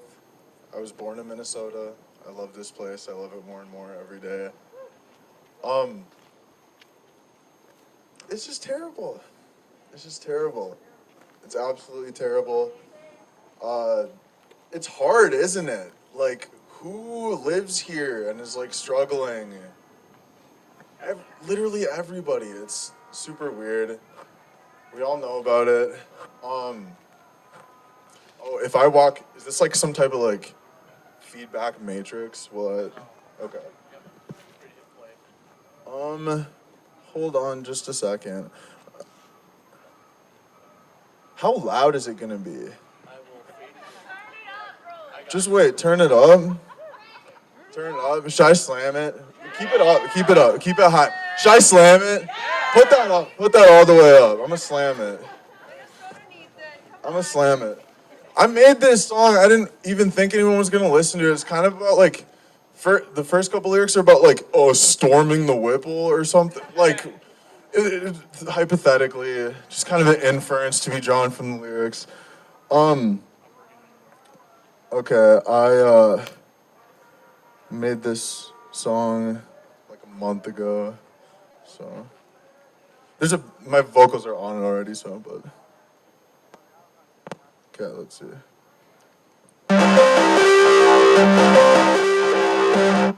Wait, it's doubling. It's delaying, I heard that. Do you know? Okay. Okay, it's still doubling.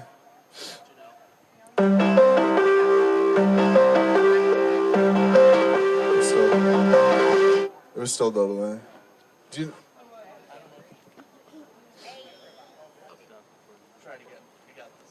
Yeah, we got this. Okay, that's it. That sounded like it's one take.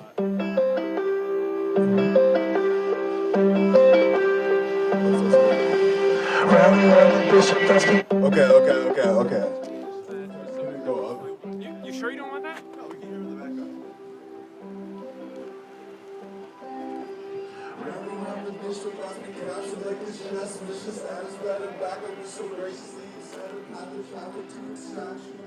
he's okay, and he's got help, so. Thank you for doing that. Of course. What outlet are you guys with?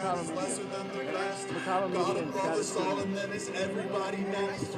Fall like Jericho and autumn branches bear his bony yet.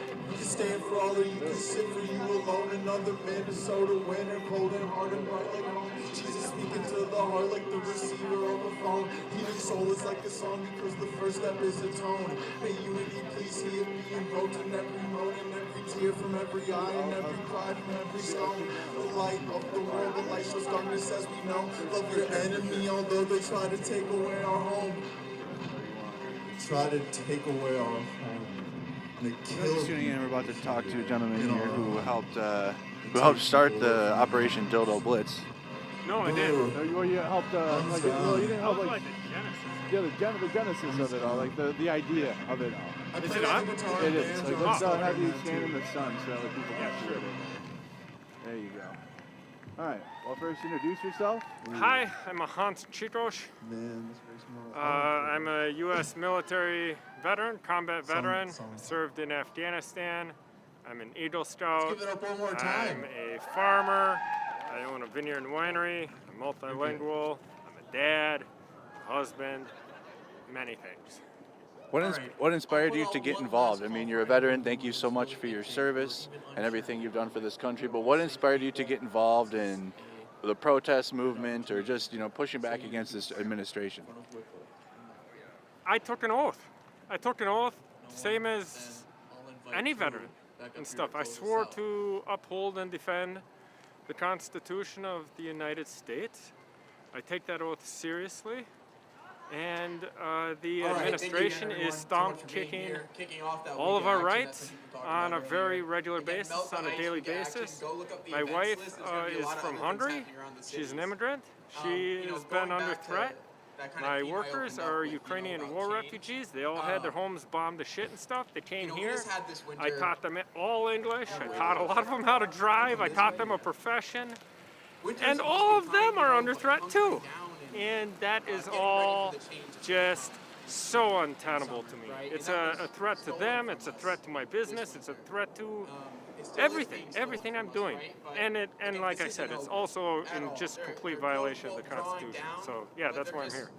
What are some of the things that you've been seeing on the ground during Operation Metro Surge? What have you witnessed personally? During this time, we still need responders, we still need people in the streets, we still need events like this yeah, to just remind ourselves DHS, ICE, of what we're in this fight for.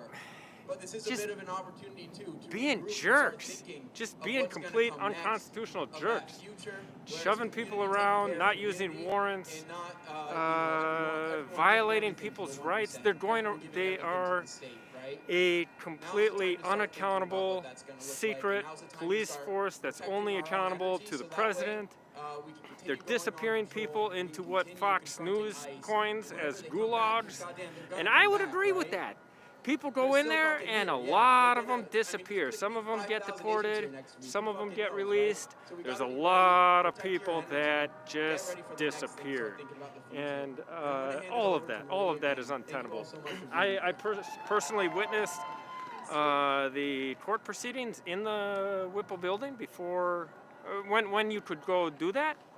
And even those court proceedings, it just seemed like a joke. This was not due process. And that's what's going on. They're not affording due process to anyone they're nabbing. They're not affording it in the courts, and all of this. This is just, come on, this is not the way. What do you think happens from here? What do you expect from this administration? We just had the State of the Union last night. I don't know if you took time to even give it your time, but if you did, what do you expect comes next now? I didn't see the State of the Union. What comes next? I think this just keeps going until we abolish ICE. ICE is now a haunted organization, the same as the Gestapo. The Gestapo are gone in Germany, of course, right?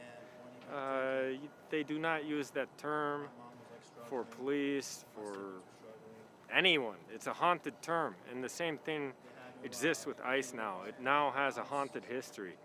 And immigration and customs kind of enforcement and stuff, that has to happen. We have to regulate our country and stuff. But this organization has a haunted history. This organization has to be done, and there has to be something else started in its place under the rules and following the laws and the Constitution, all the stuff we want. You know, and so I think we keep pushing until that happens, and how long that takes, I don't know, but we keep pushing anyway. As a veteran, have you noticed a difference in standards between when you served this country, and what you're seeing from these federal agents? Are you seeing a difference? Yeah, they're a bunch of jokers, man. Like, these guys are so undisciplined. They're a bunch of jokers. It's a bunch of people that couldn't make it in the police or the military going around now with all the fucking vehicles they want, all the fucking guns they want, all the authority they want. There's no accountability. And when you get all the people that would just fail at all this other stuff and you give them all that power, authority, guns, what do you think's going to happen? They're going to start shooting people on the streets, start arresting people who shouldn't be arrested, beating people, gassing people, all kinds of just, again, untenable shit.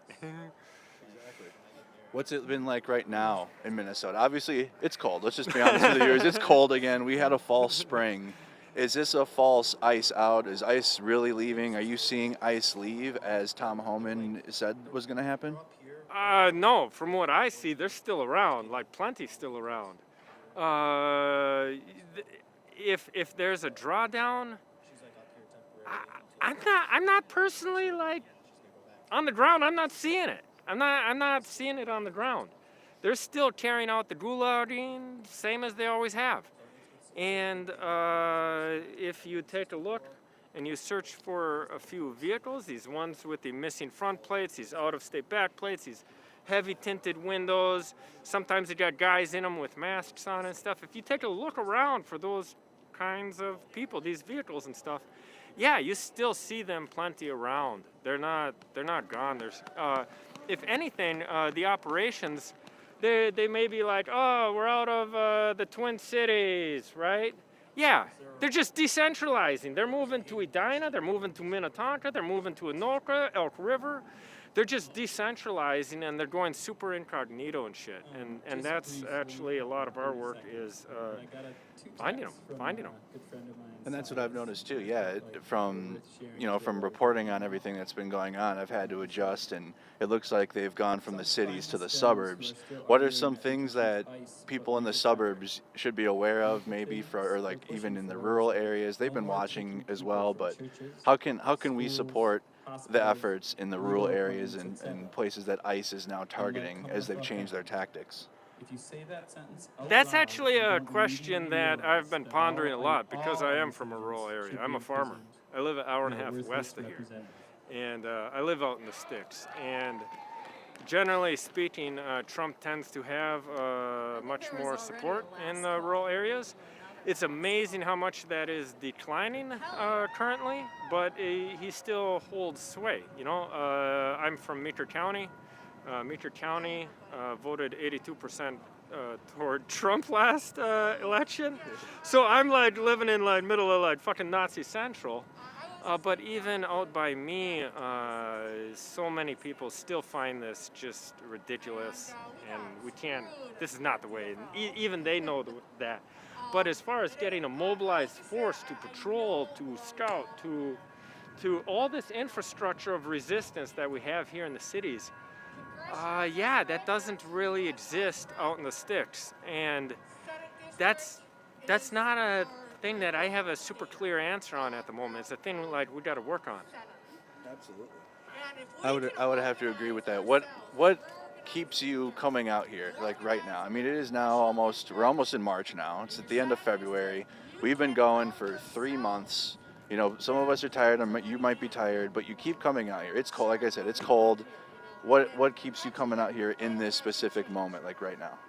Well, I'm pretty at home in the cold, so I don't mind the cold part. Actually, I was praying. No, I shit you not. I was praying for just the worst winter ever, like unbearable winter, like so cold and like, yeah, and just staying until they just freaking leave. Unfortunately, that didn't happen. I think spring's going to come here soon. Yeah. But why do I keep showing up? Because they're still here. That they're still doing the same. They're still doing the same things as when I showed up on the first day. Me and about a dozen other people or so, we helped get all this Whipple resistance off the ground. And that was months and months before the surge came. And even if the surge leaves, there's still going to be 300, 400, 500 agents here, and there's still going to be gulagging people, and that's still not cool. And so I'm going to keep showing until they're gone. What's your message to viewers at home that want to get involved or help, and maybe they don't know how, or what advice do you give them for people watching at home? You know somebody that's participating in this. Everybody knows somebody who's participating in this. Ask them about it. Ask them about it. Ask if you can join them. If you get involved in all this protest stuff, find a buddy.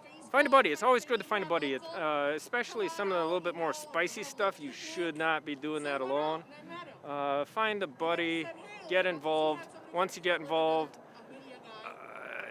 everybody here is so welcoming and whatnot. All you got to do is say, I want to help, and they'll be like, can you help me with this and this and this and this? And next thing you know, you're like fucking saving the world. And so, yeah, just stand up, get involved. My family is Hungarian. In 1848, Hungary had a democratic rising. 1848 is a famous year in Europe for democracy. You had the French Revolution, the Hungarian Revolution, and there was a third one. I forget the third one though. But anyway, there was this guy named Petőfi Sándor. And Petőfi Sándor, he wrote this poem called Topra Magyar. It means stand up Hungarian. And in this poem, he talks about how people need to stand up because your children are going to remember this. And when you stand up, they're going to sing your name in praise forever and stuff. And this is kind of a Topra Magyar moment. And we are fighting for democracy just as they were then. And we need to take this serious. So I would advise everybody stand up, American. It's time. It's time. It's past time. One more time, sir, your name and then just final message for the stream. Hans Chikos. Stand up. Stand up. Stand up. I don't want to be the only person acting as your shield. I got out of the military a long time ago. Why am I still the shield? You all need to participate. You all need to participate. Stop relying on me to be your shield. I'm protecting your rights, but I would like it if you protect mine and your own and everybody else's too. So stand up. Thank you so much for your time, sir. Yep. Thank you, Andrew. Of course. So she died without even having U.S. citizenship, practically. She was saved by a priest. Let me add a couple more. Hello, you guys. Let me see if you guys can see me well here. Check into the stream. We're going to do a couple more interviews. We're also going to walk over there and show you guys the latest protest right outside the Whipple building. You guys can see the vehicles outside as they're leaving still. Like you can still see ICE vehicles leaving the area. But it is pretty darn cold out here still. It's like 15 degrees, boy. We had a false winter. But guys, just to update you quick, we're live on Status Coup News as well, as I've been saying, if you guys haven't been able to hear me. But I wanted to let you guys know that, you know, hey, subscribe to the channel to support if you can. You got $5 a month on Status Coup. You guys can support independent journalism. I mean, I can say we now because I've been also with Status Coup, and it's such a blessing to report. But we've been out here since December, okay? And Status Coup with JT and John and Will and Zach and Tina, they've all been around the country since last year, okay? Given reporting in LA, in Louisiana, in South Carolina, everywhere, okay? They've been going around the country showing what's been happening with the federal raids, and Chicago as well in Broadview. And then they also came here to Minnesota, and we were able to join together and provide as much independent reporting from here as possible, and that still continues, guys. So we really need your guys' support to continue supporting independent news media out here, because it's just us. So as you guys can see, contrary to the Trump narrative, that ICE is still here in Minnesota. You can hear the people booing, and we'll go over there so you guys can see it for yourself. But ICE agents are still going in and out of the building. They haven't left Minnesota completely. They're still conducting raids, and as you just heard from one gentleman, it's just more in a low-key manner, more so than like these big, massive like convoys through Minneapolis, the Twin Cities that you guys have been seeing on Status Coup and Mercado Media. You guys have been seeing that on the ground and what that's all looked like for the past 3 months. That escalation of violence that we have seen is likely become now more rural areas. They've spread out more. It's not so much a concentrated effort in like just like Minneapolis, for example. But ICE is still conducting operations. Also, we got reports indicating ICE is using more deceptive misdirection, which they also, by the way, if you guys have been paying attention to Status Coup News, they did reporting extensively on how ICE is using different insignia on their vehicles. We've seen Mexican flags in Chicago specifically. They're using LGBTQ plus insignia on vehicles.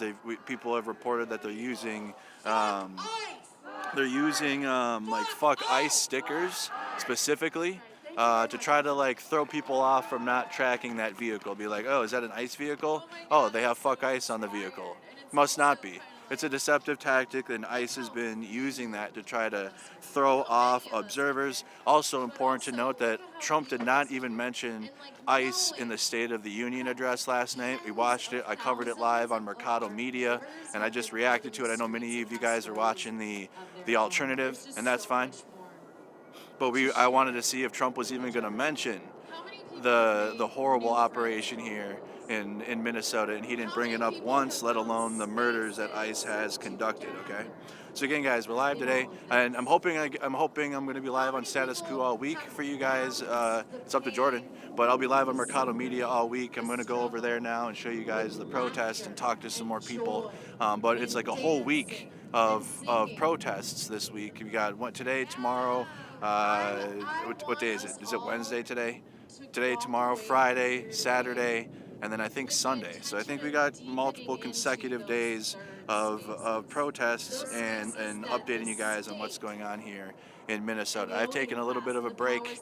I needed a mental health break myself, personally, because it's just been a lot out here, guys. And again, continue to support independent media. Been live on the ground here for 3 months. Appreciate all your guys' support. Now let's go and check out the protest over in by the fence. For generations to come, because this is not a fight that's going to be over. I also want to talk to a couple more people too. And when I look at my kids, I think, damn, what's your role going to be in all of this?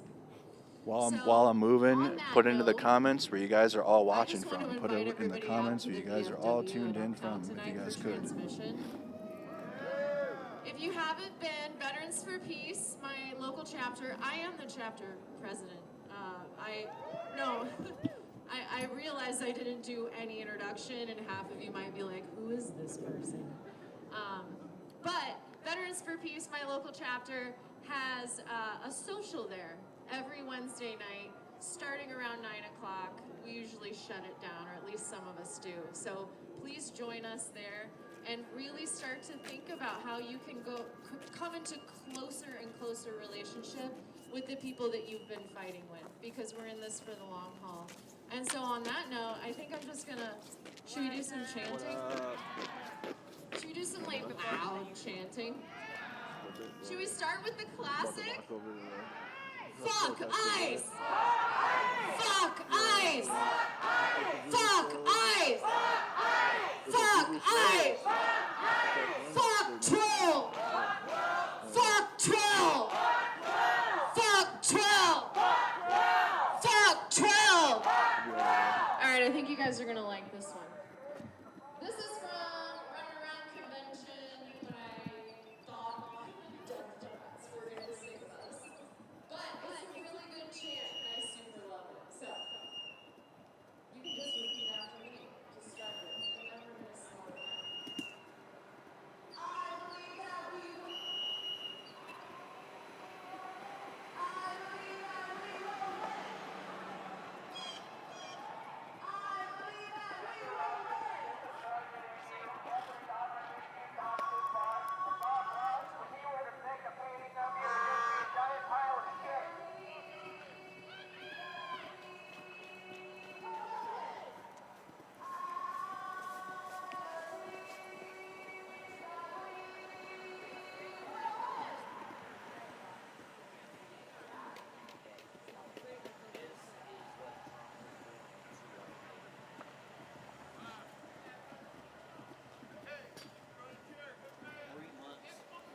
Hey, Volkswagen, if you want to get past that gate, you got to get the security guard a kiss. Kiss. Give him a smooch. Just a little touch. Just a kiss. Use hug.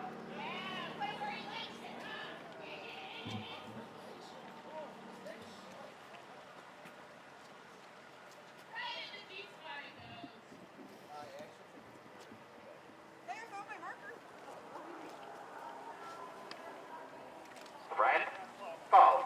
Friend, foe. Friend, foe. Foe, apparently. He loves me. He loves me not. He loves me. He loves me not. Like 15 minutes.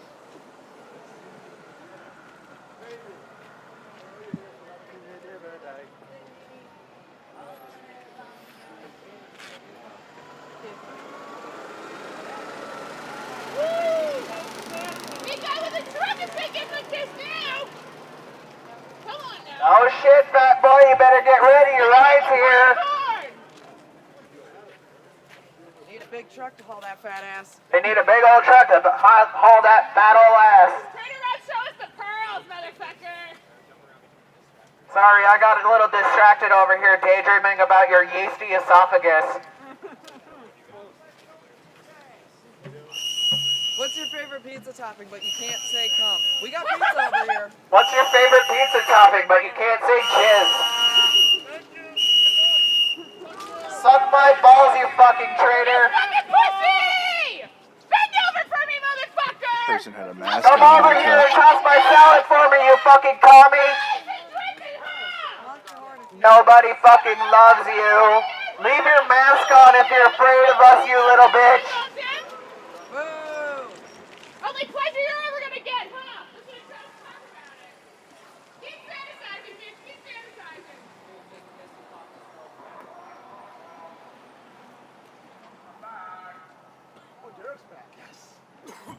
So, if you guys are new, that's free speech zone 1. Okay, you can have free speech in that spot, and then you can have free speech in this spot over here, and that's it. So we're now in free speech zone number 2. He's the one that like. Yes, yep. Hey, fat ass, where are you going? Hey, you finally came out. It's about time. You're starting to get paid. You're starting to get paid. You're starting to get paid. You're still not getting paid. You're still not getting paid. You start not getting paid. Ha ha ha. Ha ha. No mind for you. Ha ha. You're still not getting paid. You're still not getting paid. You're still not getting paid. Oh yeah, been over here hanging up. Yep, oh yeah. Found some clips, I'm like, oh. How was the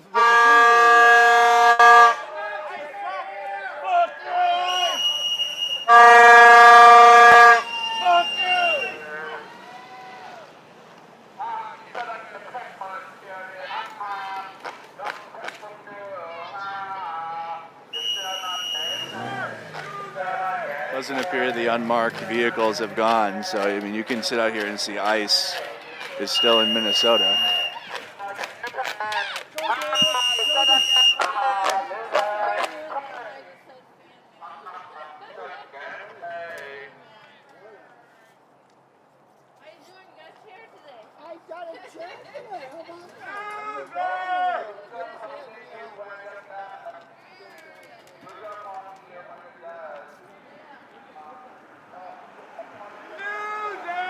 Fuck you!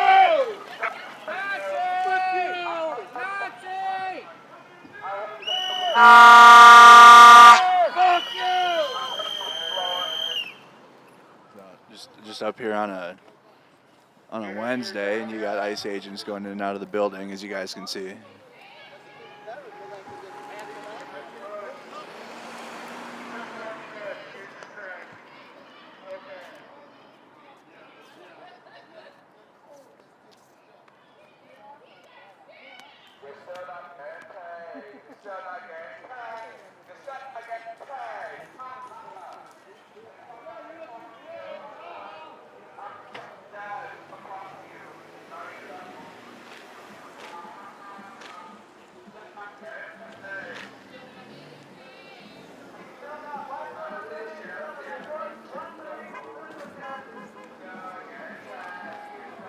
I suck!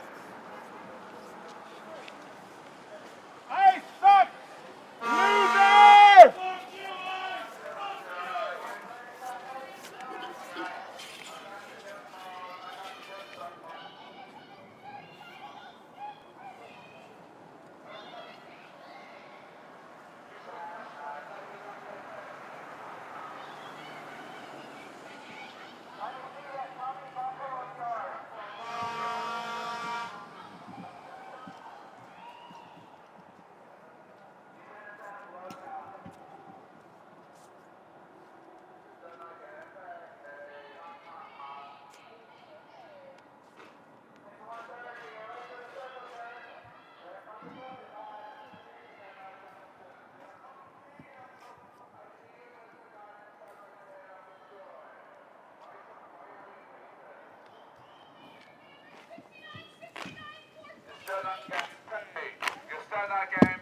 So just showing you guys some more of the signs that have been put up here at the Henry Whipple building that we've been providing coverage for outside for the past 3 months.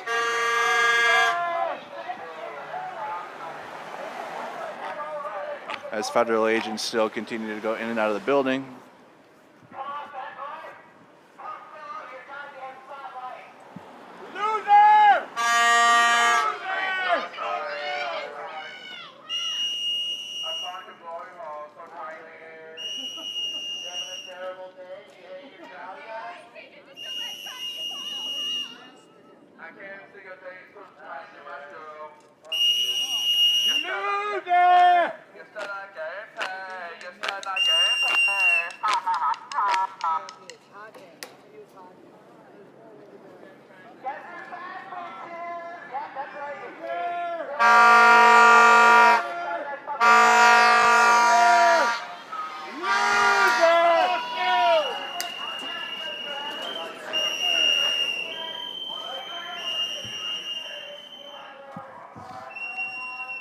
And also really quick, I wanted to address the Don't Tread on Me flag, which the first time we had seen it in the protest was in Minneapolis right after Renee Good was killed. And I understand why some people are a little nervous about that flag, because white nationalists have obviously co-opted it for decades now. But it's honestly a good time if you want that flag to mean what it's supposed to. It was interesting to see it in the protests, and it's still being flown. And it's just very interesting to see that in the face of like MAGA or like this administration, which uses that symbolism to further their political goals. But what it really is supposed to mean is kind of what the protest is in the spirit of the protest, fighting against the federal government, right? And the government treading on the people of Minnesota. So it's been an interesting symbol to, I guess, take back or repurpose it now for what it's supposed to be.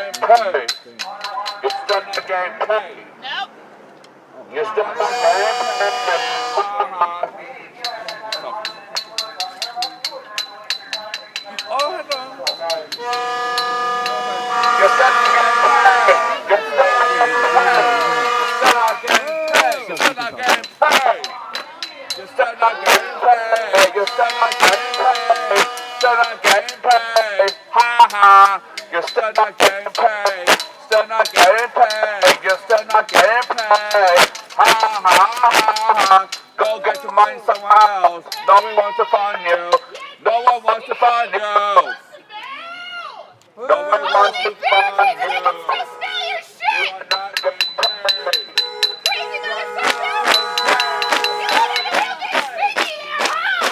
You let everything get stinky word!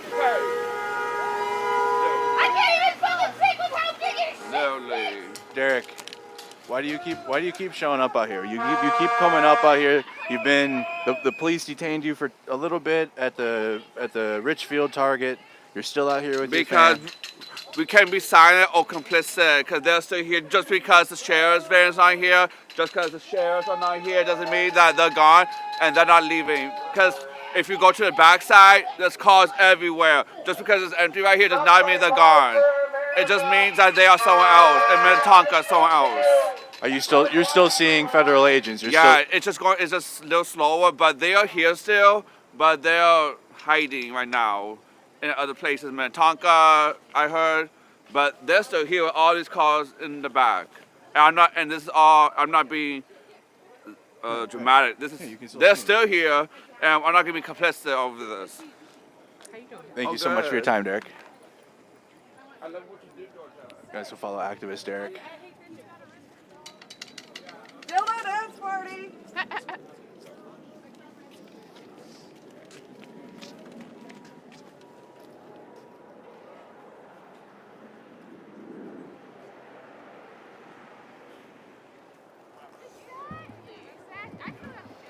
Stop sign, please stop for the stop sign. There's a stop sign there. Full stop. Hey, good job.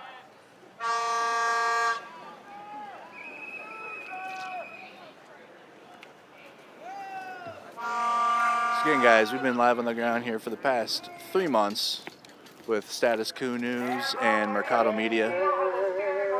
We've been providing coverage, and that will continue. Collectively, I think a lot of people that have been on the ground covering what's been happening have needed a little bit of a break. Especially the journalists you guys know at Status Coup. You guys know like John and JT and Tina and Zach, Will. They've been out in the middle of all of it.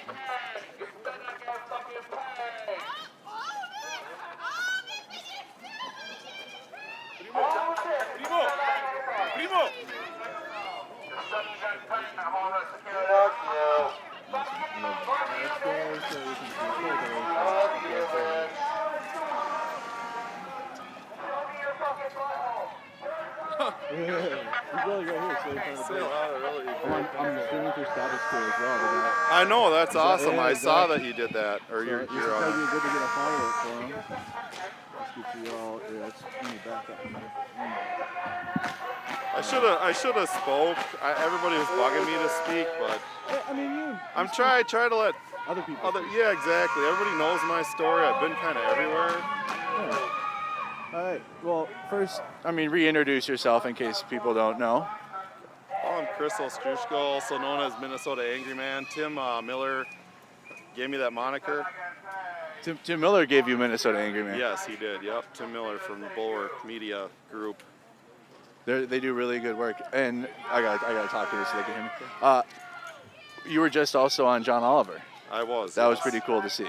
Yeah. They called me the Tuesday before they used the clip in their show, and they didn't let me know how they were going to use the clip, but it was really cool how John Oliver kind of bookended me with the beginning of it and then at the end going back to it. That was pretty cool. What did you think of that? Did you think he did a pretty good job?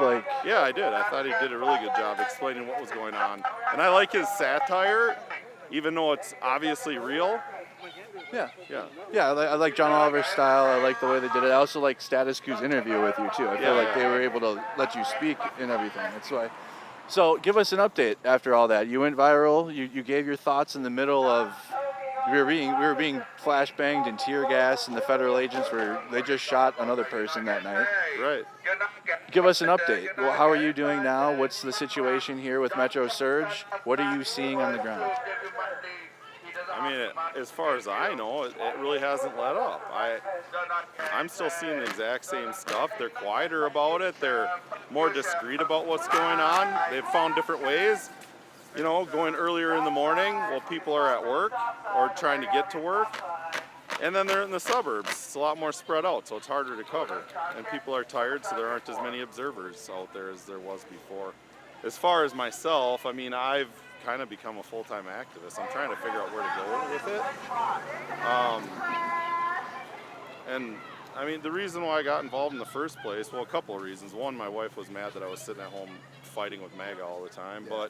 But outside of that, my grandparents are from the Ukraine, and they're no longer with us, but they taught me to look out for this stuff because they survived the Holodomor. And for people that don't know what that is, it was Stalin's famine of the Ukrainian people, and in less than 2 years, they had killed 7 million people. My grandparents survived that genocide. Yeah, so, and then my grandpa joined the underground Ukrainian army, and at one point, the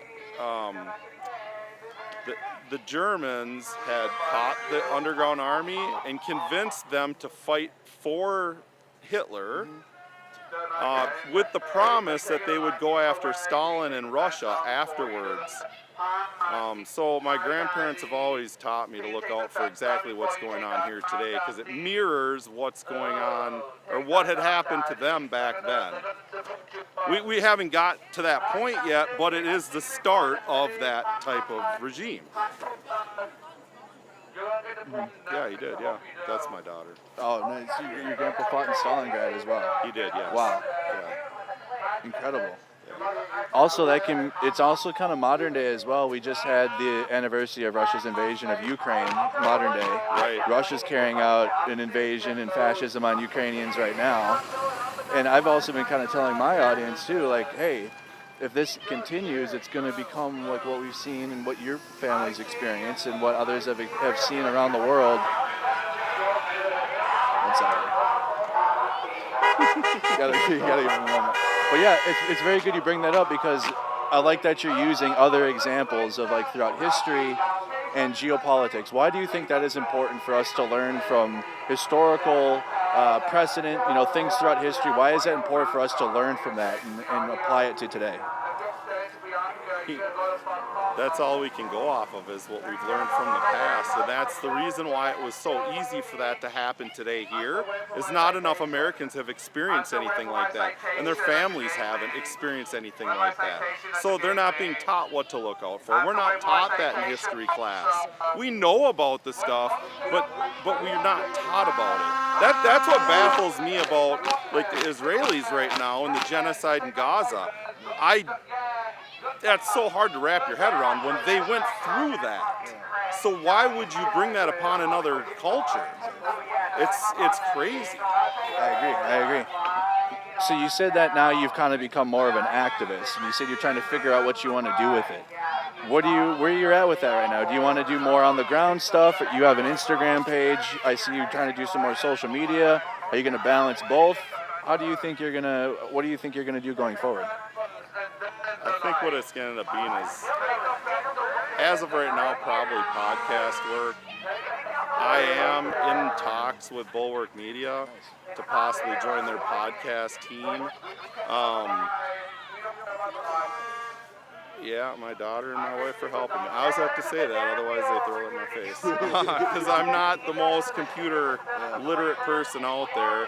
But yeah, I think podcasts. I know some people are asking me to try to run for office. I don't know if that's in the cards because that's not really who I am. Yeah, I don't know. It's natural. It's like, especially since I'm assuming you didn't expect to become an activist or any type of like what you're doing right now. No, and I was told to stay out of the limelight, in fact, and I told everybody the same thing. It's Zach tried to get an interview from me 4 times that evening, and I kept turning him down because my brother was with him. My brother's always been involved in protesting and stuff, and he's like, the last thing you want to do is get your face out there. You don't want facial recognition. So cover your face all the time and don't talk to the media. But I got so frustrated that night, I was like, you know what, fuck it, walk with me, Zach, and we'll talk. And I just went off. And it is much appreciated, especially, talking to good independent media, I think, is important, more so than the corporate media. Oh, 100%. So you said you've still been seeing ICE. ICE is not out. You're going to continue. There's actions this week. What else do you have planned? Like, you're going to continue what you're doing, but are you going to continue coming to the local events? What are you going to do going forward? I am definitely going to keep coming to the local events as long as they keep going about. And then I have to figure out where to go from there. I know I'm in contact with Cliff Cash, who's also another big activist, comedian. And as far as Cliff, I am planning on going out to Washington and spending some time out there with Cliff and some of those other activists that are out there. Yeah, I mean, that's, yeah. Did you manage to watch the State of the Union last night? Well, here's the thing. So I was at a benefit. Every year, my uncle's a famous musician, or he's passed away, but he's a famous Ukrainian musician who played with Bob Dylan, and he had fame upon himself, though, based on who he was. So every year, there's a benefit for Ukraine. In fact, he died the day the invasion started. So every year they do an event with all the local musicians as a benefit for Ukraine under my uncle, as a way to represent my uncle. So we were there last night. So that I didn't watch the State of the Union because I was there. But when I got home, I actually watched it at like 1 o'clock in the morning. What are your thoughts? My thoughts is we have a world-class liar in office. Obviously, everybody knows he's a pedophile.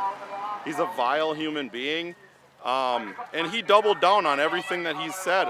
All the rhetoric about Somalis, about immigrants, about Hispanic people. And honestly, none of this is going to change until we as human beings stop looking at that, stop listening to the government segregate us, and we have to start seeing humans for humans and beyond the veil. I agree. I couldn't agree more with that, especially like the targeted divisiveness is what I'm seeing. It's like it's like specific, like trying to put people against each other. Yeah. Would you agree? 100%. That's exactly what this administration is doing. And I don't think either administration or either side has done a good job stopping that.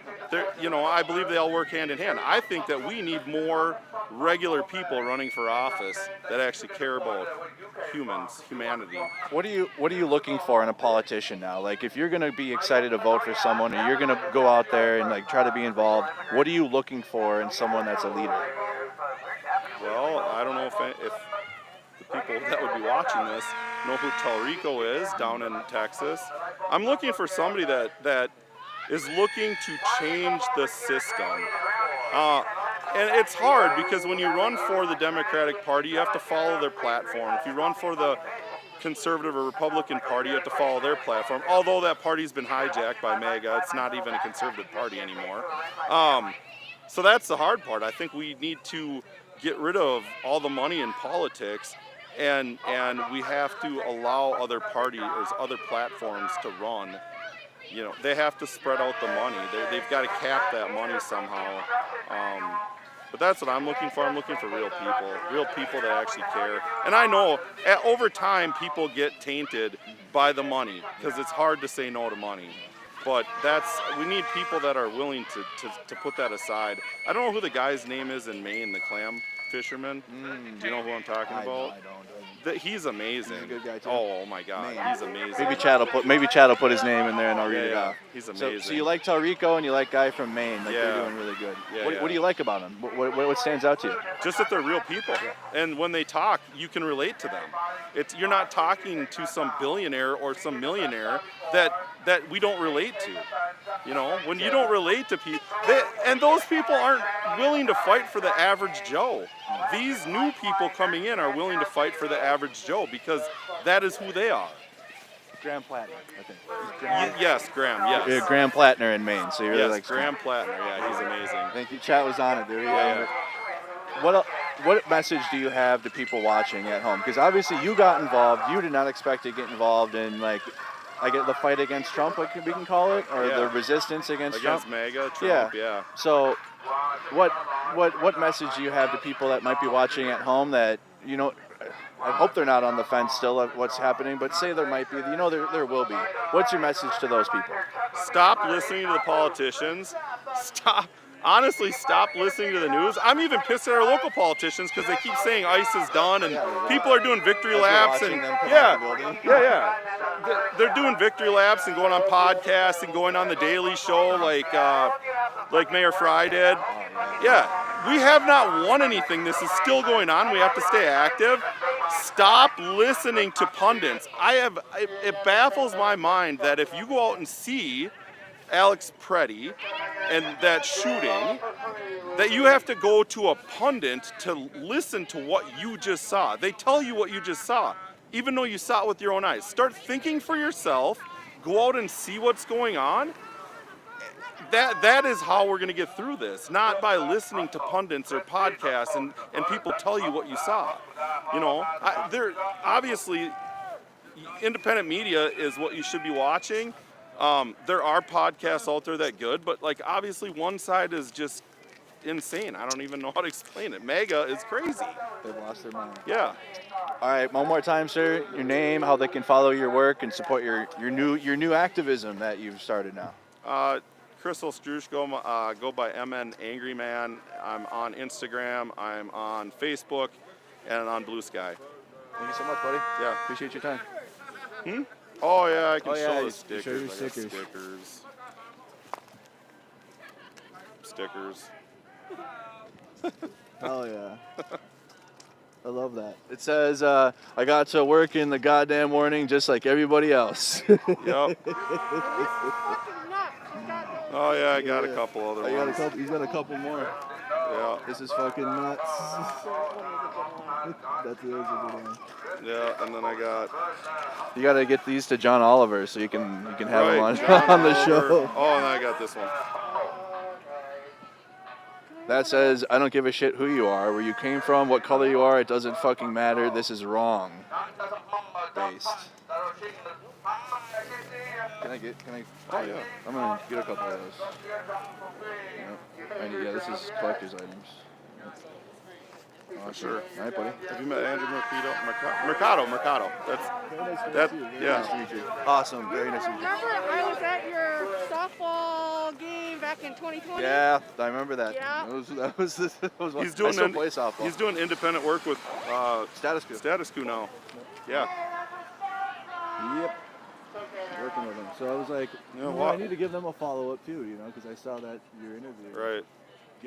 She was trying to get me to speak over there. I should have spoke. I had a lot to say. The problem is if I say what I wanted to say, people would want me to run for office because I had a big speech to give. There'll be more opportunities. Midterms are coming up, and Yeah. Yeah. I mean, it's not like this is going on. I have had a what do you call it? A campaign manager reach out to me and ask if I was interested. There you go. Maybe it's your calling. for 2 years, you know what I Okay, mean? you'll be It's fine. just- Yeah, Who right. cares? No one cares about that anymore. Mother shall swallow, your mother shall swallow. Your mother shall swallow, your mother shall swallow. You're not getting paid. You're not getting paid. You're not getting paid. You're not getting paid. You're not getting paid. You're not getting paid.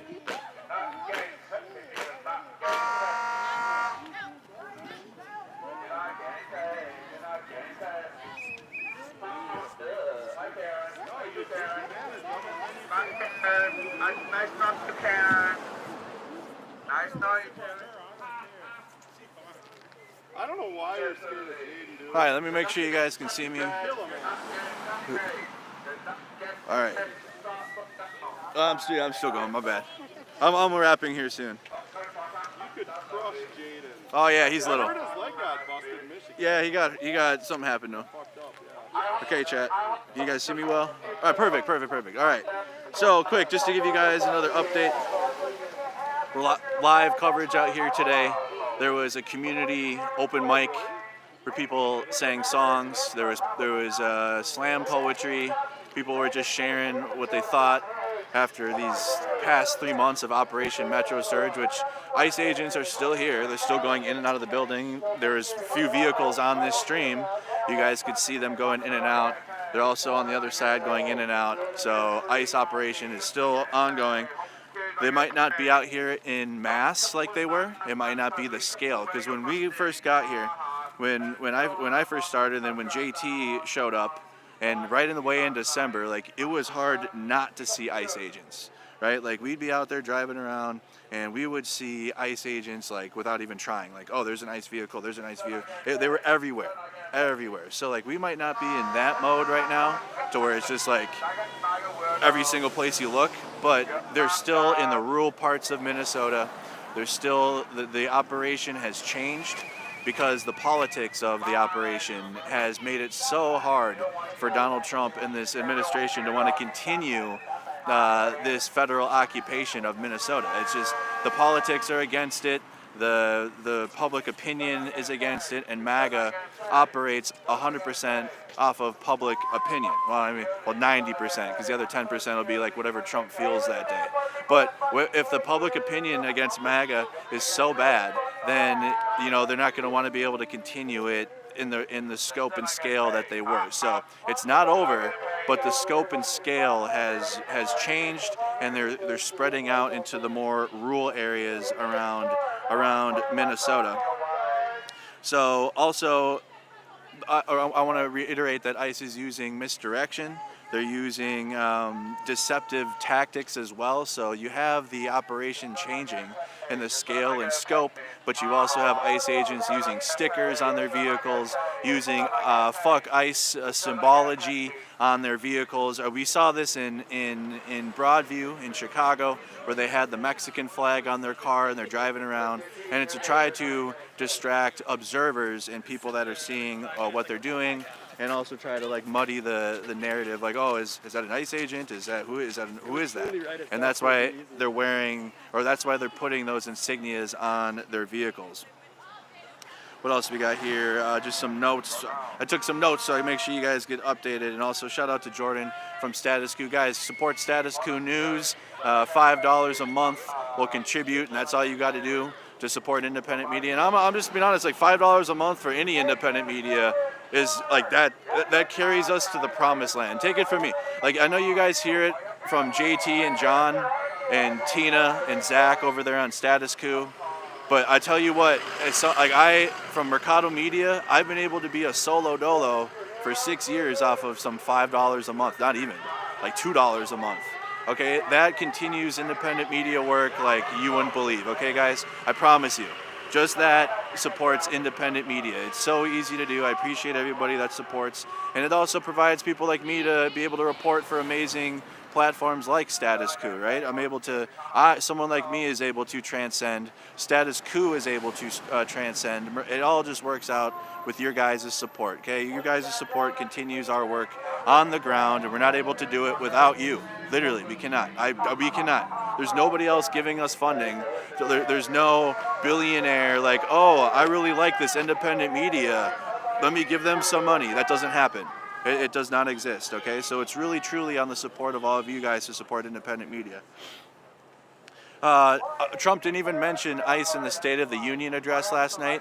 Very important to mention. I did cover it on my channel last night. We suffered through that brain rot, and it was exactly that. It was a Trump campaign speech. He was mad Democrats didn't stand when he was like doing his fascism aura farming, and because of that, he was upset and pissed. But beyond that, he didn't mention the ICE operations. Obviously, he's not going to mention anything that's negative towards the administration because he runs on populism. But right now, public opinion on ICE is so terrible, and he did not mention that at all in the State of the Union address.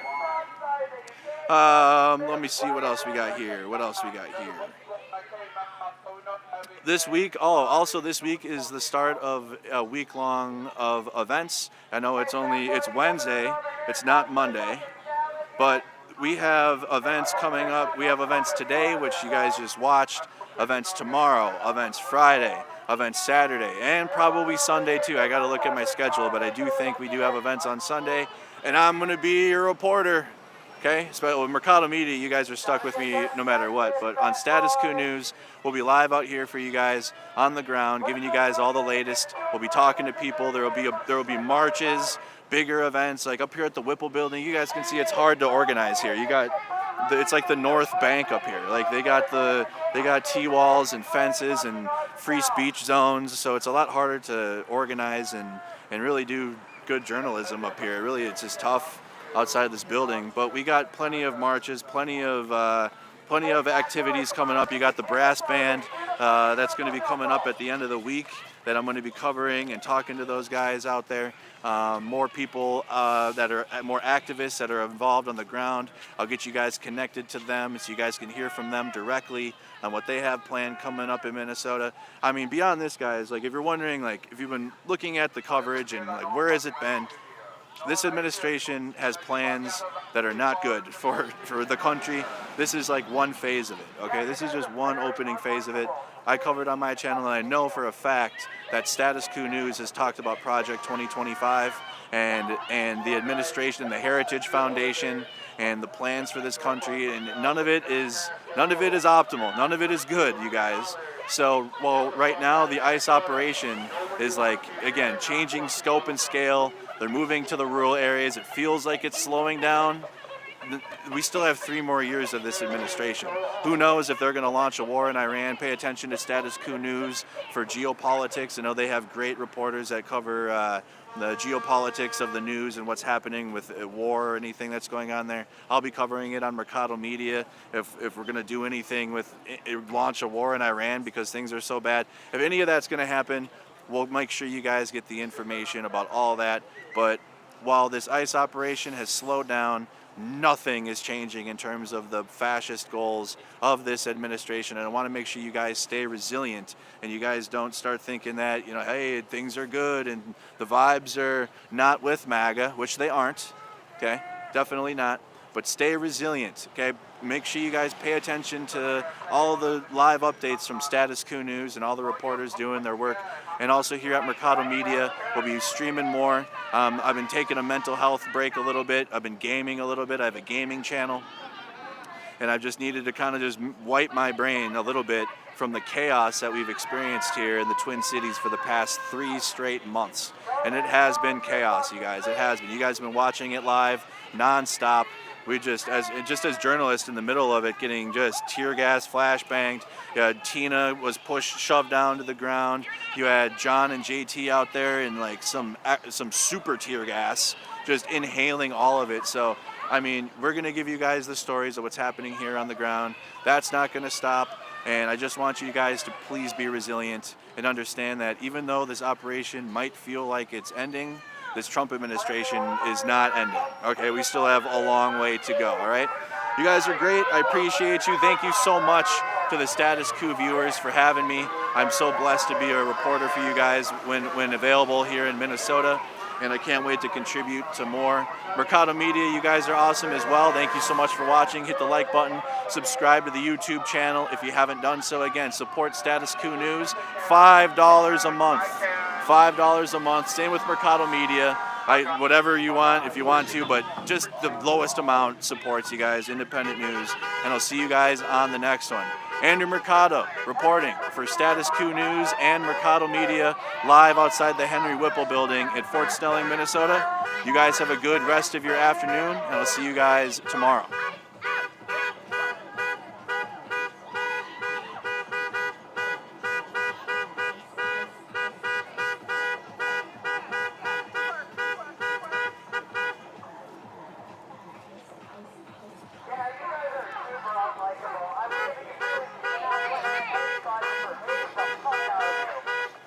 Thanks for the work you did in Ukraine.